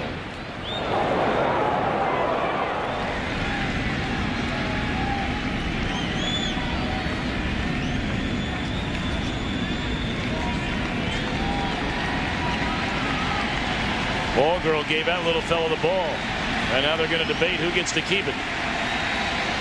One's a right-hander, the other's a left-hander, and both great debaters right now. Yeah, but you got one last time we came. Fouled back out of play. We'll do it again at 3-2. Who do you think wins that argument? They both do, because when you play catch with the ball, then technically it's both of theirs, right? Look at him eyeing it, though. Yeah, I know as soon as Jimmy falls to sleep, I'll steal it from him. That's like, that guy's like a young Mike Piazza right there. He does, doesn't he? Or Mike Hampton a little bit, too. Yeah,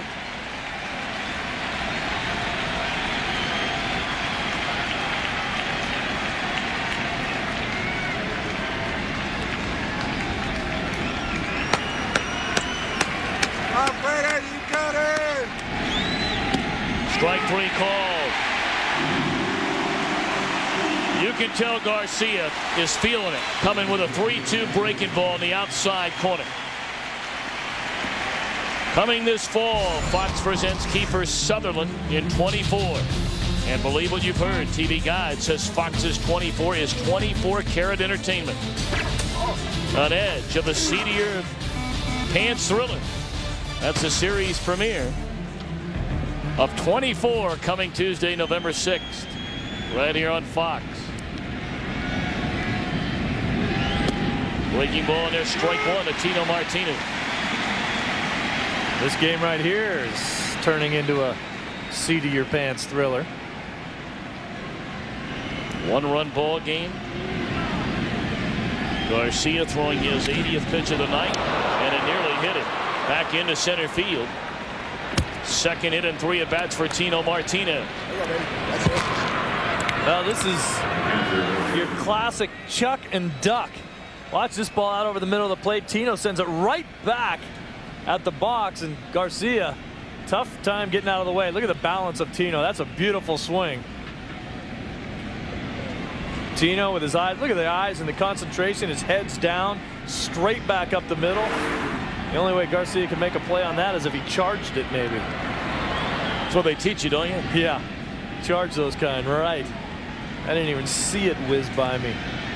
Tino with as many hits in the game tonight and 3 at-bats as he had in 22 at-bats during the postseason coming into this. Ball 1 to Jorge Posada. Posada walked and scored in the 2nd inning. Struck out against Garcia in the 4th. Garcia's fanned 4. He's walked 3. Allowed 3 runs, 7 hits.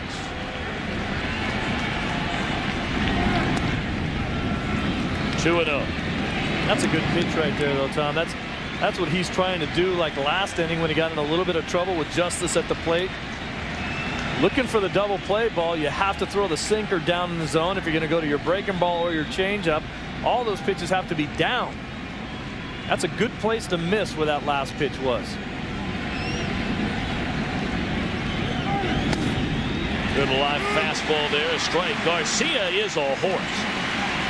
Just turned 25, as we mentioned. He led the league not only in earned run average, but also opponent's batting average and innings pitched. Threw over 228 innings on the season. Former Yankee Jeff Nelson beginning to crank it up in the Mariner bullpen. Breaking ball fouled out of play by Posada. Garcia got away with one on that pitch. That ball hung a little bit. Posada looked like he was looking for a breaking ball. It was all over it and just fouled it off. Look at the grip of the curveball. You see the ball tumble. You see the spin of it. Posada right on it and just missed it. Now, you can take a great swing. You can do everything right and still not hit the ball. Hand-eye coordination, baby. That's what this game's all about. 2-2. Fastball up and in.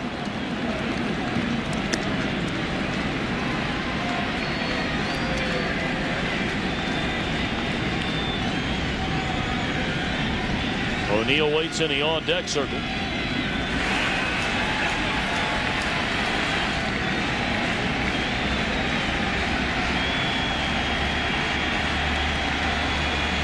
Garcia the pause, and now the 2-2 runner goes. Swing and a miss. Throw to second. Inning ending. Double play.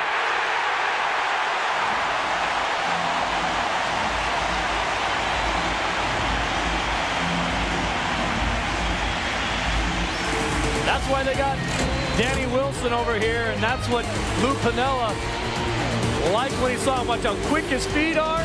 Get rid of the ball. Kiss him goodbye. One loss, so what, say the Mariner fans. Trailing by a game in this American League Championship Series. Bottom half of the 6th inning of Game 2, and the Yankees with a 1-run lead. Yeah, one loss, so what? That's because the Mariners dropped the first game of a series this year 16 times. Came back to tie or win that series 11 times during the year.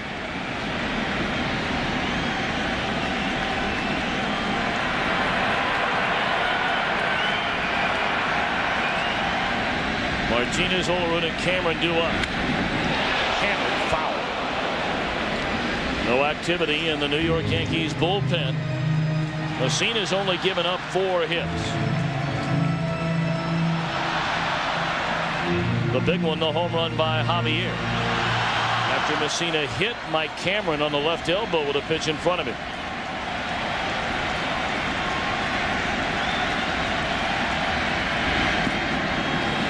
Two on Edgar Martinez. Edgar's struggling a little bit physically. We talked about the groin pull that he has. The thing that I don't like about the at-bats that I've seen from him so far is that he's pulling a lot of balls.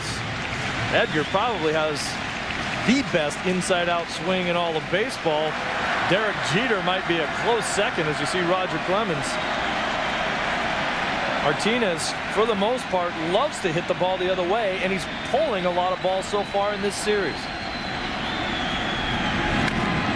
Rolls over that one, pulling it foul. You see him shaking his head. Now, we talked about it in game one as well, that Edgar Martinez is also one of the best in the game at cheating and pulling the ball when he needs to and pulling it out of the ballpark. Once you think he's going to go the other way, you try to get in on him, and he yanks one down the line. Gone swinging. Second strikeout of the night by Messina. Time to take a look at the Mariners in-game box score, brought to you by the New York Stock Exchange. They've had runners out there. They had 2 on with 1 out in the opening inning. Martinez hit into a double play ending that frame. They left 2 on in the second. Had a runner at second with nobody out in the third. Got the 2-run homer by Javier in the fourth. 6 in a row now set down by Messina. Ball 1 to John Olerud.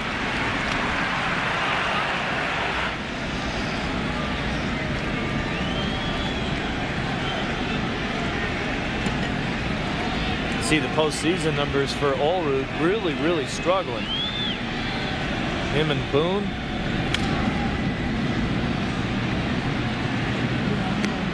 A couple of guys in the middle of that order that all year long have produced. Not getting it done so far in the postseason.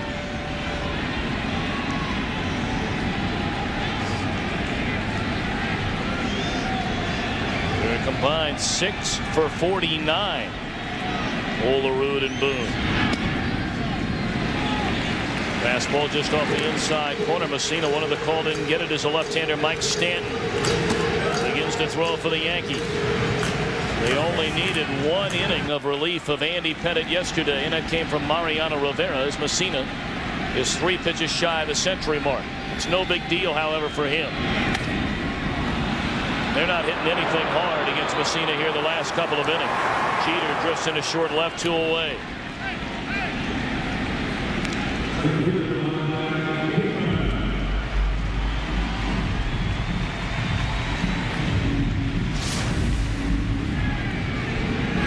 Well, 4th inning for Cameron. He gets hit in the elbow. And then Stanley Javier taking him deep on a hanging changeup. Maybe rethinking the retirement.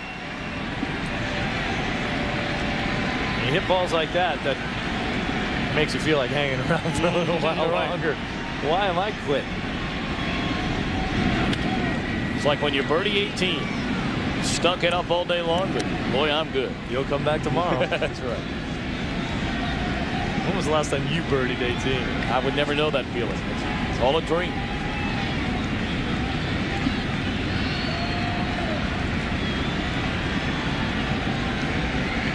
Oh, and 1 to Cameron, who hit 25 home runs during the regular season. On the outside, Black from Messina, 0-2. We call him a control freak, and this is why. Look at Posada's glove. Doesn't even move. Not a smidgen. Boy, that's a tremendous feeling of power. Not to be the pitcher in this case, but to be the catcher. When you set your glove up anywhere you want it and the pitcher hits it, you feel like you're really good. Forget about what he's doing out there. Posada's sitting back there thinking, man, I'm putting down the right fingers all the time. I move around, he hits the glove. I'm good. Mendoza. We saw the right-hander joining Stanton, the lefty, in the Yankee pen. And here's a 1-2. Struck him out on a fastball, and that'll end the inning. Messina's fan 3 has set down 8 in a row. We'll return to Seattle after a break from your local station. Yankees still lead it by a run. Show you how easy Posada is to throw to. Look at how quickly he moves outside. Here's his setup. There's not things sticking out. There's no kneecaps out there, no elbows, none of that stuff. A great block to throw the pitch to. He sets up the target early, and you hit the target. Roger Clemens talks a lot about the respect that he has for Posada behind the plate. It's easy to see why. O'Neill brushes Soriano against Garcia in the 7th. Breaking ball, strike 1. A lot of pitchers also don't like catchers that will move late. You gotta kind of have a happy medium, because you don't want to set up so early that the hitter can feel where you're at back there. You can't turn around and peek at him because you'll catch a ball in your ear hole. But sometimes as a hitter, you can kind of feel where the catcher's setting up. O'Neill chasing a pitch up on the 0-1, and now he's behind 0-2, and O'Neill's still upset with Wally Bell about that strike one pitch.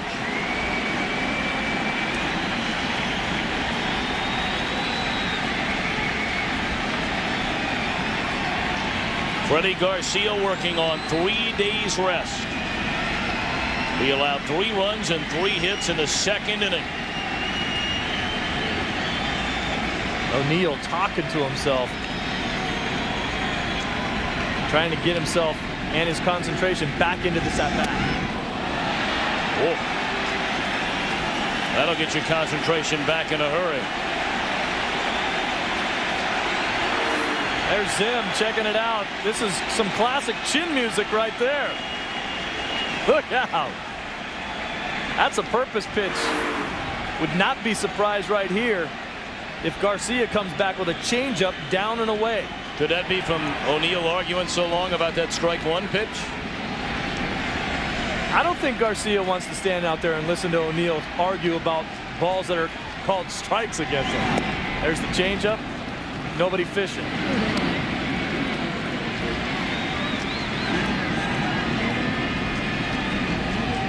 O'Neill 38 years young. And Freddie Garcia just turned 25.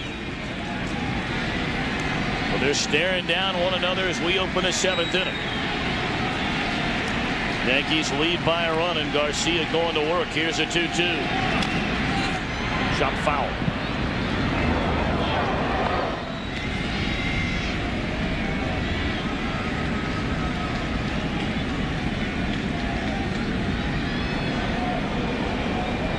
Who got the foul ball this time? She did.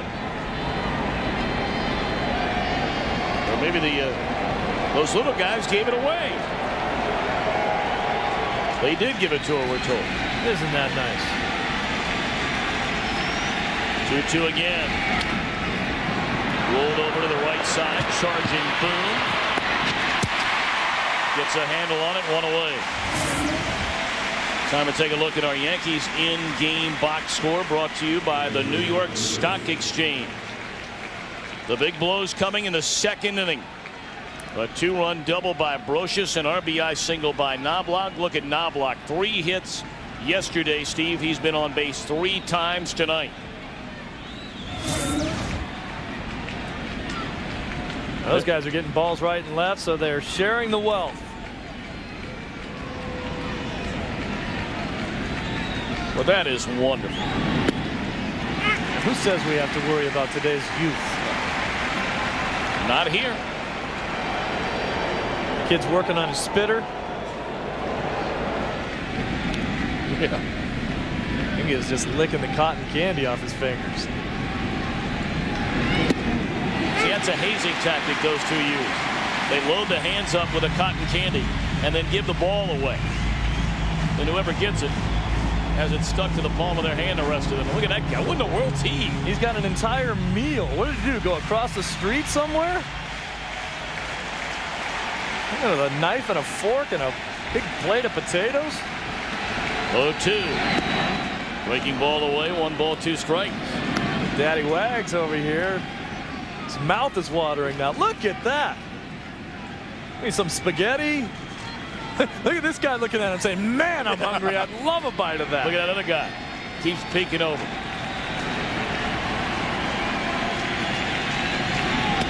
Fastball, strike 3 call.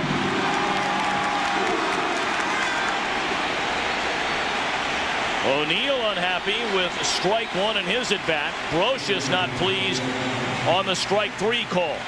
Maybe the zone's getting a little bit wider, but Garcia's also proved that he's been hitting those spots. Fastball away, nasty on the black. Danny Wilson, another great catcher to throw to. You frame the pitch, you show the umpire where it was, and Brocious doesn't like it.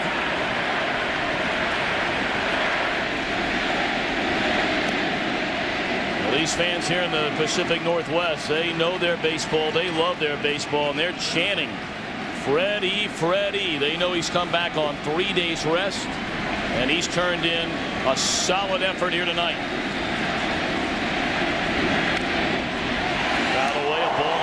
Soriano. I'll tell you, one of the things that I'm always very impressed with in postseason baseball is the lack of arguing about balls and strikes with the players and the umpires. During the regular season, sometimes you guys get in each other's faces, you get guys kicked out of the game. Some professionalism being exercised in the postseason for the most part. That one just off the corner. Roche is still unhappy with a call by Wally Bell, the home plate umpire. Soriano is 0 for 2. 2 down, nobody on. We're in the 7th. That ball hit hard, but right at Javier. Javier homered back in the 4th inning. He will lead off the 7th. Will be followed by Wilson and David Bell. We're going to keep it right here. The 3-time defending world champion Yankees lead the Mariners. Middle of the 7th, 3-2. Bottom half of the 7th inning, Safeco Field in Seattle. The Yankees lead game 2 in this ALCS. 3-2. Surprise, surprise. Mike Messina taken down in favor of Ramiro Mendoza. Well, Joe Torre never afraid to go to his bullpen, especially when you have Mendoza and Rivera. Shane Spencer takes over for Paul O'Neill in right, and we say surprise, surprise. Joe Torre knows his pitching staff better than anyone, but Messina was throwing his best baseball of the night since giving up the home run to Javier. He retired the last 8 batters he faced, and there wasn't a hard hit ball in the bunch. I've said this before, and I think a lot of guys think this way. When you're facing a pitcher that's been very tough on you, sometimes even if you're going to go to a closer like Rivera or Mendoza here who's outstanding, sometimes it's the opposing team. You say, hey, bring him on. We're not hitting that other guy. Maybe Mendoza comes out here without his best stuff. We can eke out a walk, a little bloop base hit, and score some runs somehow.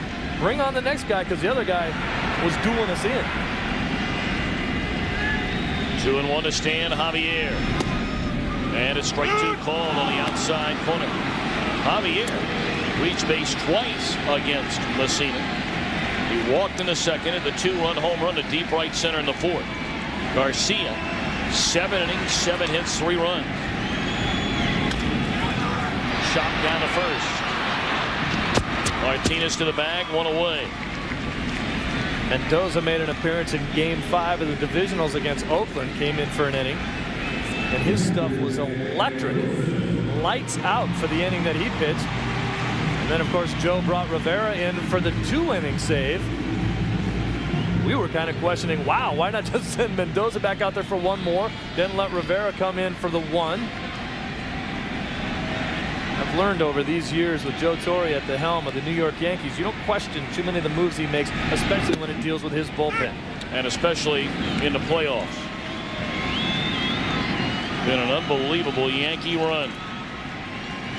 Their last postseason series loss, the division series to Cleveland in '97, and Wilson shoots one into right field, and a tying run aboard. The go-ahead run comes to the plate here in the Seattle 7th.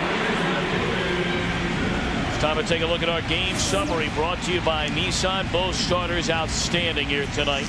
Roches, the 2-run double. Knobloch, a run-scoring single, and the 3-run Yankees second. And Javier, 4 home runs during the regular year. His first career postseason bomb came with a man aboard in the 4th.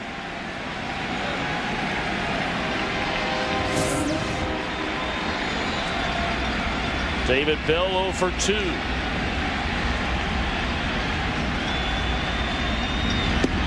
Fastball, strike 1.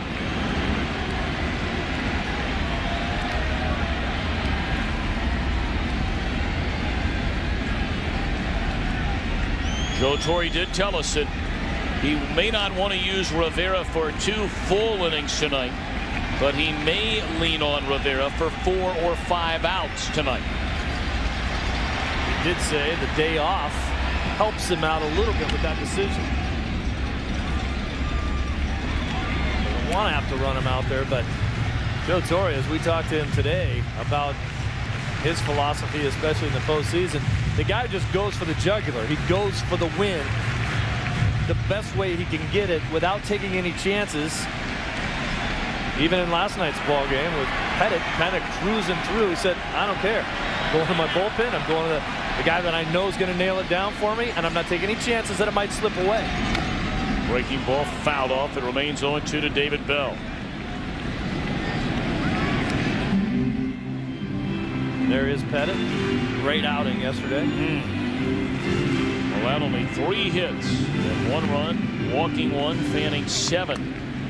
Rivera, remember, gave up a run in the 9th inning. A double to Ichiro and a couple of wild pitches scored it.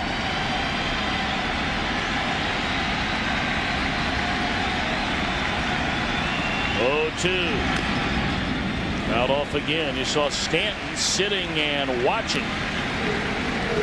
Down in the Yankee bullpen, you have the left-handed batting Ichiro waiting in a on-deck circle.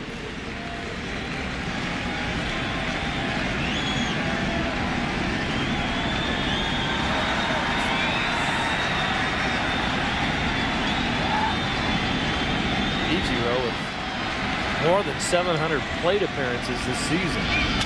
Broken bat roller left side. Brocious only plays to first. He gets the out of Bell. That bat littered all over the infield for the tying run in scoring position. And Ichiro coming up. Don't forget a Fox NFL Sunday doubleheader beginning this weekend with America's #1 pregame show. Then it'll be Kurt Warner in the high-powered Rams offense against Curtis Martin and the Jets. And then later on, Brett Favre and the Green Bay Packers take on Randy Moss and the Vikings for other regional action. Coverage begins noon Eastern, 9 Pacific, right here on Fox. Ichiro with runners in scoring position hit .445, and with that in mind, they're going to intentionally walk it. It is rare that you will ever see the potential go-ahead run intentionally walked. But Joe Torre knows all the numbers. He'll talk on and on and on, as he's done with us the last couple of days, about this electrifying young player for the Mariners. Look at those numbers. Runners in scoring position and 2 men out. .468. You just don't see numbers like that. Anytime you see averages up over anything over 320 in that area, you're very, very happy. .468.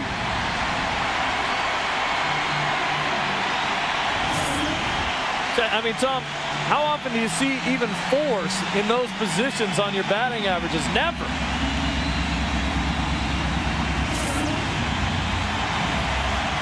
Two on, 2 out. The Mariners down a run, and here's McLemore.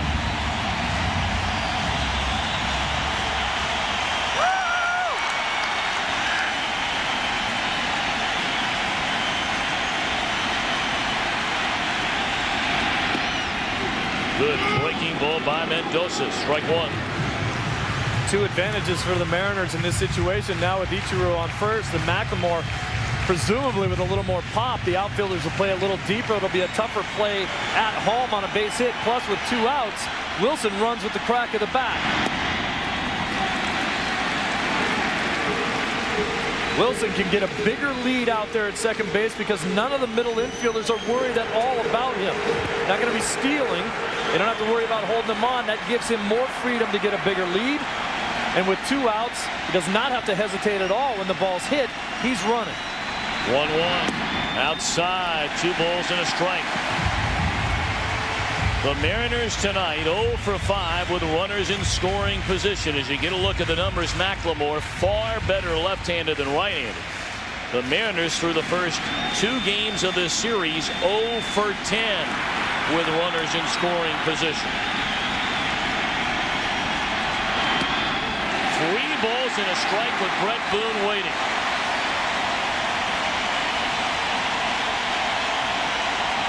Mendoza really struggling with the control, struggling with the movement of his fastball.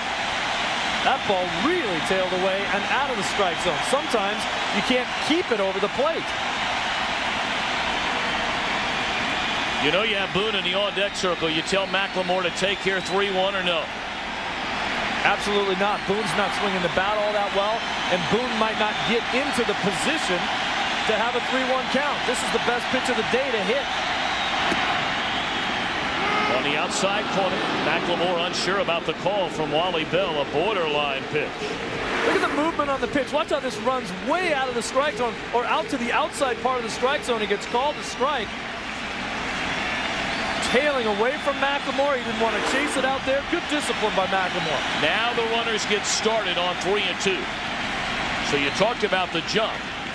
Already to the advantage of Wilson, anything put in play. Ichiro might be the fastest man in the major league. And if there's any kind of gap baller, if you have to make the outfielders move, he may score. On the ground, Tino Martinez in the inning comes to an end. Mendoza got into trouble and pitches out of trouble. We go to the 8th. Yankees 3, Mariners 2. Change back in Manhattan. Here we go in the 8th inning. 3-2. The Yankees in front, top of the order, and Freddie Garcia delivers strike one, his 101st pitch of the game. Ordinarily, that wouldn't be a problem, but considering he's back on 3 days rest, it's a little bit more of a concern.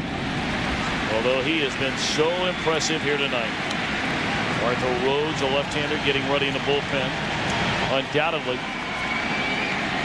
should Garcia run into any trouble by the time Justice and Bernie Williams and Tino and company come up there. You saw the pitches per inning by Garcia. Justice due up third.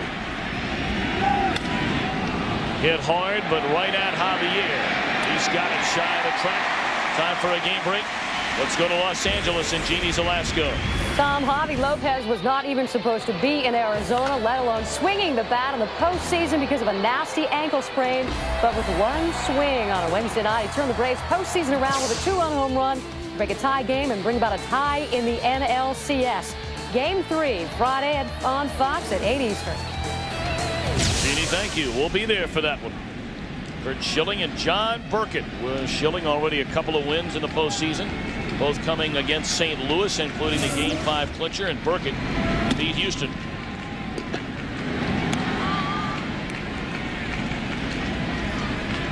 We're in the top half of the 8th inning. The Yankees scored 3 times in the 2nd inning. Freddie Garcia, and that's been it against the native Venezuelan. Tino Martinez singled. Jorge Posada walked. 1 out later, Scott Brocious a 2-run double down a left field line. And then a 3rd run scored in the inning on a single by Knobloch. Mike Messina, the starter, went 6 innings tonight for New York. Allowed 4 hits, 2 runs. The 2 runs coming in the 4th. He hit Mike Cameron with a pitch with 1 out. And then Stan Javier hit his first career postseason home run to right center. 1-1 to Jeter. Inside. Ramiro Mendoza came on in the 7th inning. Seattle left 2 aboard.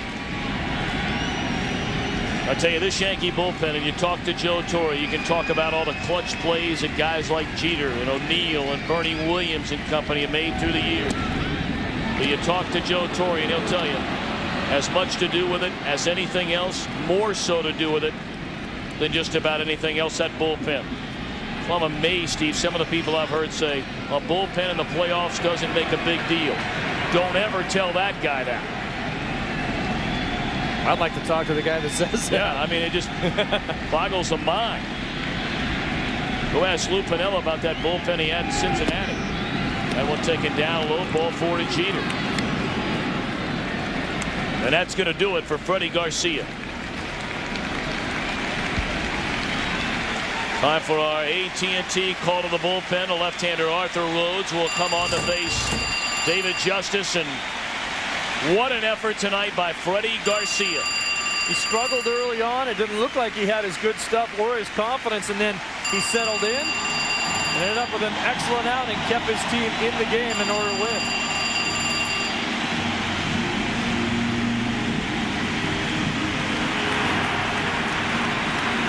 Back to sold-out Safeco Field in Seattle. We figured on a low-scoring ball game in this Game 2 of the American League Championship Series. Both starting pitchers, outstanding work. Freddie Garcia giving way after 7 1/3 innings. Mike Messina went 6. 3 runs in the Yankees' second, 2 runs for the Mariners in the 4th. And now Arthur Rhodes will try and shake off the demons from the postseason against the Yankees from a season ago. And what a big postseason home run will do for you. David Justice not playing against the left-handers in the division series, now stays in the game to face Rhodes. Rhodes in last year's league championship series against the Yankees, 0-1. In 2 innings, allowed 8 hits and 7 runs, also walked 4. Saw those numbers, however, a moment ago. He had a sensational regular season this year.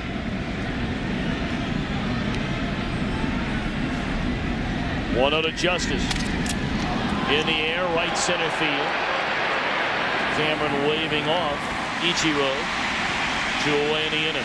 Sounded like Justice may have broken his back. May have? Oh, I didn't even see it break. I wasn't even looking. I'm sorry. I think he did. How many bats have we seen? And not just cracked bats, I mean shattered into pieces. Watch this. This is called getting seriously in your kitchen. Right off the hands, the bat cracks and splinters and breaks into about 3 pieces. I was watching the ball. It was just a sound of the bat. You think he did break it? I'm here to help you out. Yeah, I think he did. I don't think he'll be using that one next time. 2 down in the inning, and now they'll turn around Bernie Williams, who grounded out to first, had at least a double, if not more than that, taken away on a leaping grab, crashing into the wall in the 3rd inning by Mike Cameron. And then Williams looked at strike 3 against Freddie Garcia in the 6th. Garcia cannot win it. He can lose it. He's hoping for a no decision, and his team come back to win it.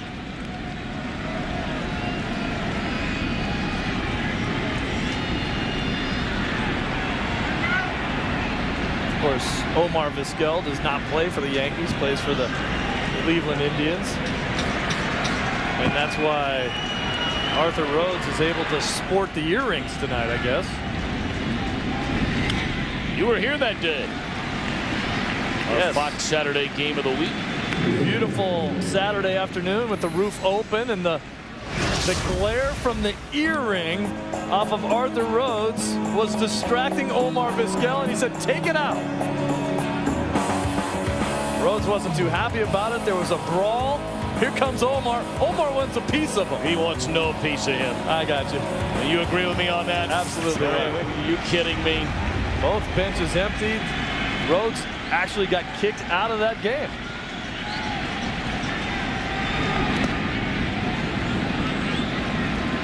Arthur's saying later he wears them to remember his 2 children by. You know, it's the first time he'd been called on it all year long. Started to take him out and then had a few words for Vizquel, but that would not be a good matchup for Omar Vizquel. I'm not sure anybody's a good matchup against Arthur Rhodes. I got a 3-year-old that might be able to take Omar. Just kidding, Omar. He's tough and a great player. 2-1. Line into right field by Bernie Williams. Ichiro over to cut it off before it gets to the wall. Jeter on his way to 3rd base. They're going to hold him there. And a single by Bernie Williams. Williams not wanting to take the chance of running out of the inning. Good job, and that's Ichiro again. Look how quickly this ball gets to the outfield. Ichiro flying over there to pick it up. Watch the form and how he balances himself, the spin move, squares himself back up. Misses the first cutoff man, but Olrud's right there. Boy, reminiscent of the play that Jeter made. If this ball goes over everybody's head, but boy, that is a good, strong, fundamentally sound throwing motion for Ichiro. And the one thing by Bernie Williams not going to second does, it forces Olrud to hold Bernie Williams on at first. Big hole over on the right side for the left-handed batting Martinez. Ball 1 low and away. There you get a look at that right side. I just think it's amazing how the word traveled so fast. Not only that Ichiro could hit 350 on the season, but his defensive abilities. And everybody knows about it, and everyone's very cautious when they hit the ball anywhere near where he's playing.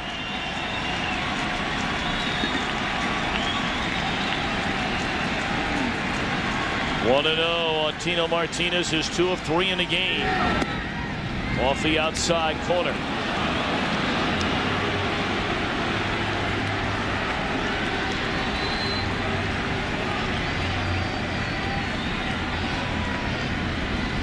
Whereas Garcia still responsible for Jeter at second base, but so far charged with just the 3 runs.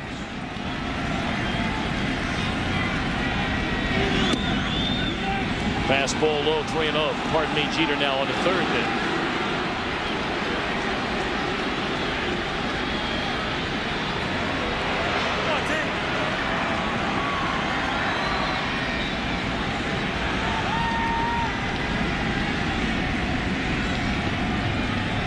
Runners on the corners, 2 away.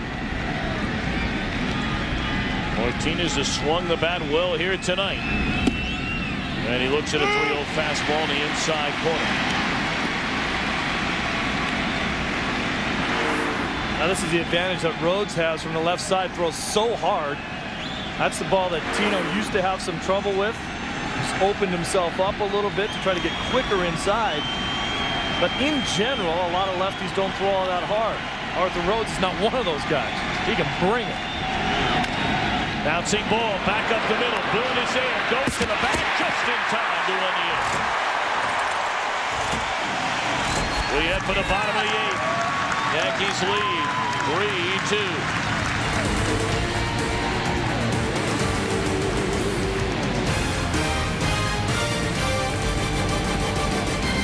3-2. Go last of the 8th inning. Game 2 of this American League Championship Series. The Mariners trailing by a run, trailing by a game. Boone to lead it off against Ramiro Mendoza, beginning his 2nd inning in relief of Messina. Sharp breaking ball swung on and missed by Boone, who's 1 of 3 in the game.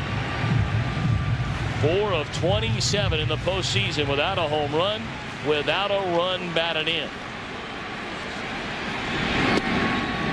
And he's behind 0-2. Boone still just pulling out of there.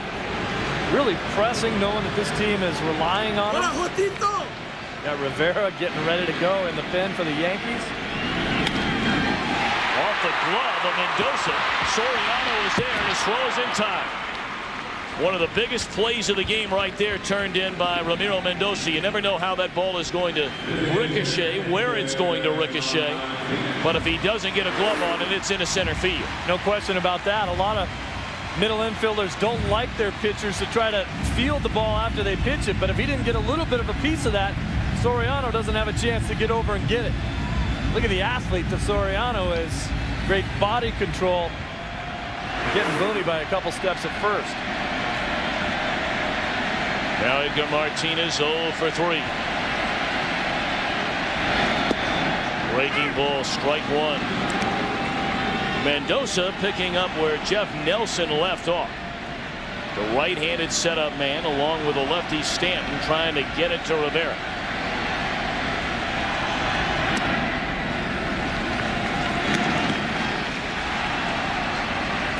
Nelson coming back to the Mariners. Signed as a free agent during the offseason, knowing that he would be again a setup man, not the closer. Line into right center field, a base hit. Williams over to cut it off. And Edgar Martinez with a 1-out single represents a tying run. Do you think about pinch running for him right now in the 8th inning? No question about it. You got to run for him. This is your chance to win. Here comes Gibson right now to run for him. This is the classic Edgar Martinez swing that we've come to know. Watch, this ball's inside, but he just shoots it right the other way. Watch the eyes and the concentration, inside out, drag the bat head through the zone. That's the Edgar Martinez that we know and love. We told you that Joe Torre did not want Rivera to go 2 full innings, but if he ran into any trouble with his starter or a reliever in the 8th, that he would bring Rivera on. So it's our AT&T Call to the bullpen. Mariano Rivera coming on to face John Olerud. Mariano Rivera comes on trying to get 5 outs and preserve a 1-run lead. We talked to Joe Torre about these two great bullpens and would they make a difference in the series? No question. Again, I'm not sure who's at an advantage here. You know, our starters usually go 7 innings. Louis has a very balanced bullpen over there. You know, he's got the 3 left-handers coming out of there, and the guy who closes, Sasaki, who's been terrific for them for the last couple of years. But again, I think having a lead gives you a little bit of an advantage because of your bullpen.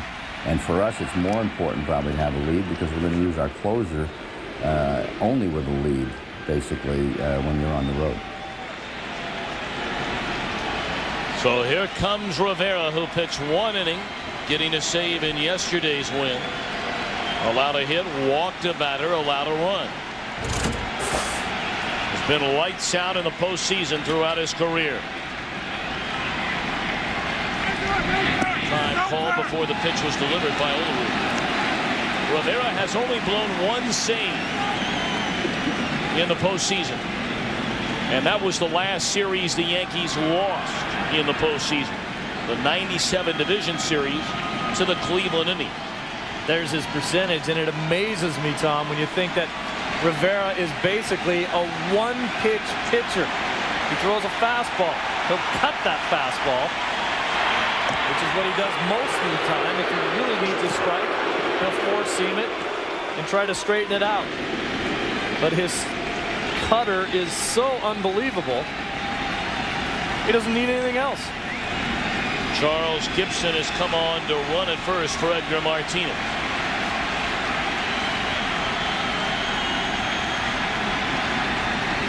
Olerud waits and looks at a strike. This could be a lengthy at bat, only because Rivera is taking so much time once he comes to the set position. And Olerud generally not the kind of guy that's going to wait around that long. He did on that pitch after asking for time on the prior pitch. He's paying a lot of attention to Gibson over there, who's stolen only 1 base on the season. I don't think Gibson's over there to steal a base. He's out there to make sure he can score on a gapper.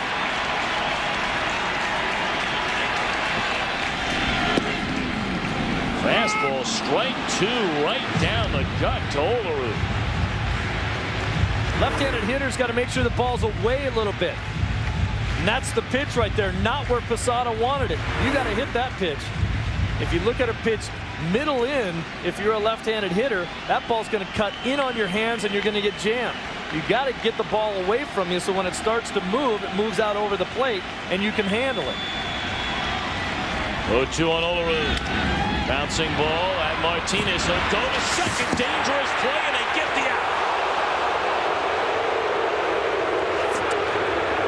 Well, I wonder who was there to complete that dangerous play.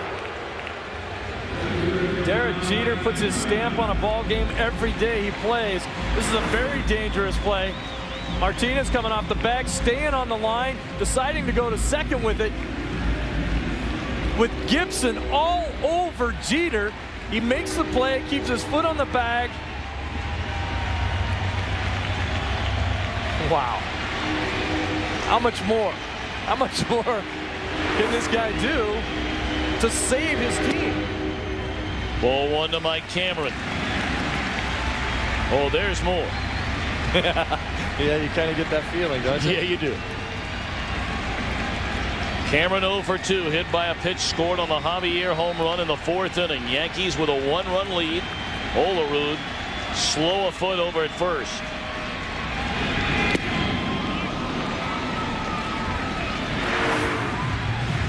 Take another look at that play. You see Gibson trying to run inside the baseline. He's really hoping that he'll get hit with that ball. If he gets hit with it, he's safe.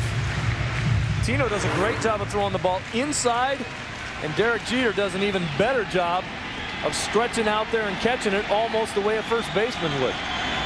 1-1 to Cameron. At the knees on the outside corner, strike 2.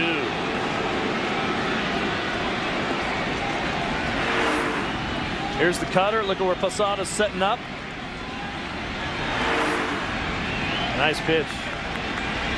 The rally cap's working here in Seattle. 1 ball, 2 strike pitch. Check swing, he went around at strike 3. Rivera comes on, Olerud and Cameron. We go to the 9th. Yankees 3, Seattle 2.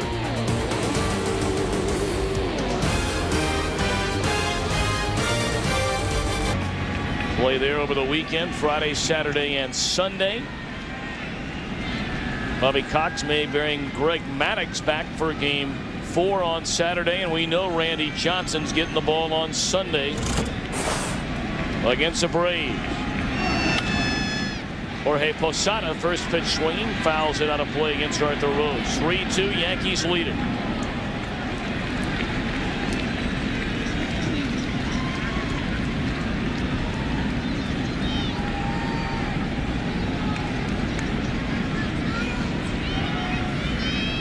Posada, O'Neill, and Spencer, and then Brocious due up here in the 9th inning.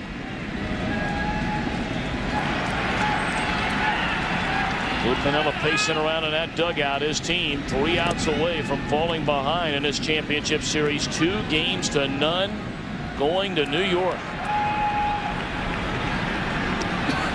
You know, that's never going to be easy, but in this postseason, the teams that have been on the road have fared fairly well. The Yankees are showing that right now. Well, this has been a juggernaut Yankee club, but especially on the road. In the postseason since 1996, they are 50-17. 50-17. On the road, they have only lost 7 times. So they've lost 10 in the Bronx. Mariners also a great road team. Yeah.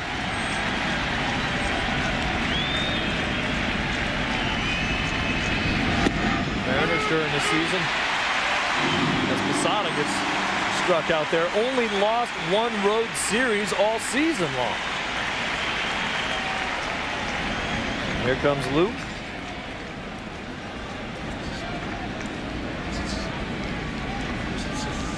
Well, they had Jeff Nelson up. They had Sasaki up.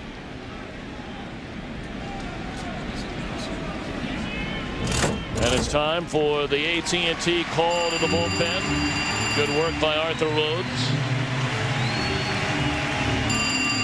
And Nelson will come on to pitch. Top of the 9th inning. 1 out, nobody on. The Yankees leading 3-2. And on to pitch. It was such a huge part of the Yankees winning 4 World Series in the last 5 years. Right-hander Jeff Nelson.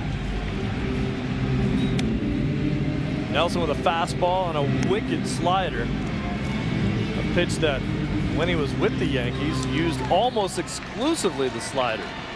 Fastball almost only when he needed to get a strike. This year, he's actually mixed in that fastball a little more often and been very effective that way. So 7th year in a row that Nelson has pitched in the postseason. He pitched for the Mariners, of course, against the Yankees in that division series of '95. Then came over to New York. Breaking ball up and in.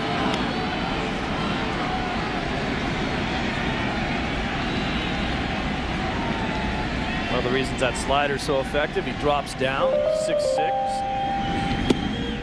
There it is. Comes from a funny arm angle for the right-handers. Very hard to pick up, and it already looks like it's going to hit you as soon as it leaves his hand.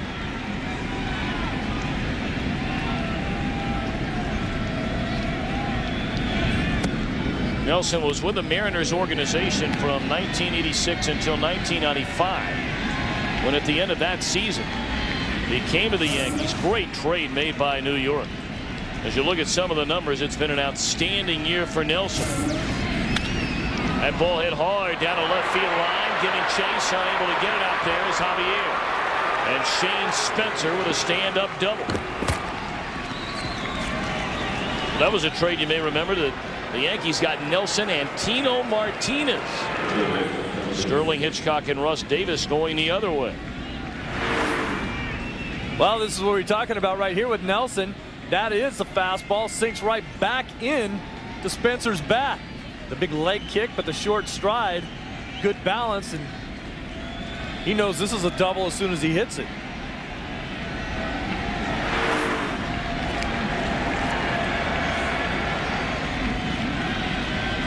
Now Brocious, he had the 2-run double to start the scoring back in the Yankees' second inning and scored on the single by Knobloch.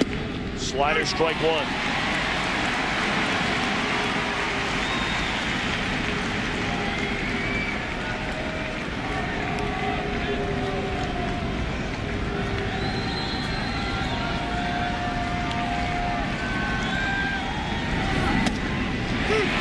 Another one, strike two. Take a look at what Nelson's slider looks like in super slow-mo. Look at the spin. They say look for the dot in the middle of the ball if you can find it. The seam spinning around the ball so quickly that it forms a little bit of a dot in the middle. That's what you're trying to look for if you're a hitter. To recognize the pitch. See if you can pick it up again. The release from Nelson. Here's a little circle in the middle of the ball. And let me tell you, if you can pick that circle up in about 0.2 seconds that you have time to recognize it and then decide whether or not it's a strike and then try to hit it, then you're definitely better than I was. 1-2. Threw it again, and Brocious able to make contact to stay alive. While we have a moment, our coordinating producer of Major League Baseball on Fox is Mike Weissman. Today's game produced by Jeff Gowen, directed by Jim Lynch. Our associate director, Derek Manning. Our broadcast associate, Kevin Dresser. The technical producer, David Hill. Studio produced by Gary Lang, directed by Bob Levy. The senior producer of Fox Sports is Bill Brown, and the executive producers of Fox Sports, Ed Korn and David Hill. And our thanks to Mark Wagner up here in the booth. We're in the ninth inning, runner at second base. And a big runner it is out there. Yankees in front by one. There goes the run. Swung on and fouled out of play. And Spencer could have gone in standing up at third.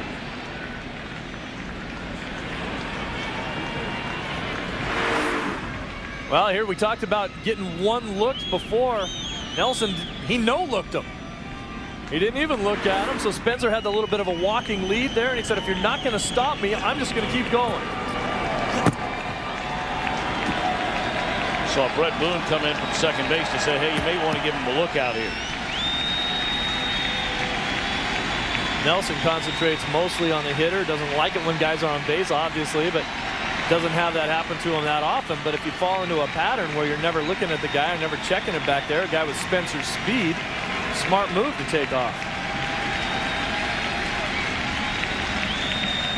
1-2 to Brocious is high at even the count.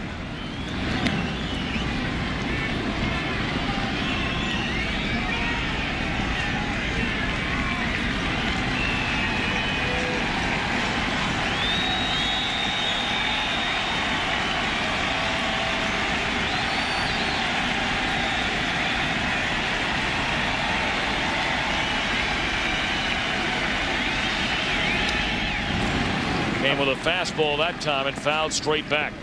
About the difference in Nelson now. Before he wasn't looking at Spencer at all. Now he's not looking at home plate at all. Watching Spencer the entire time. And then as he delivers the pitch, he looks back towards home.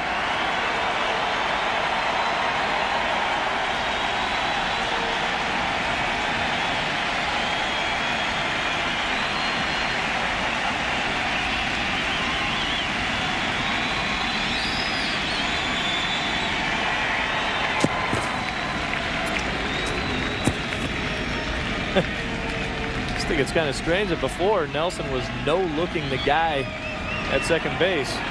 Now he's no-looking home.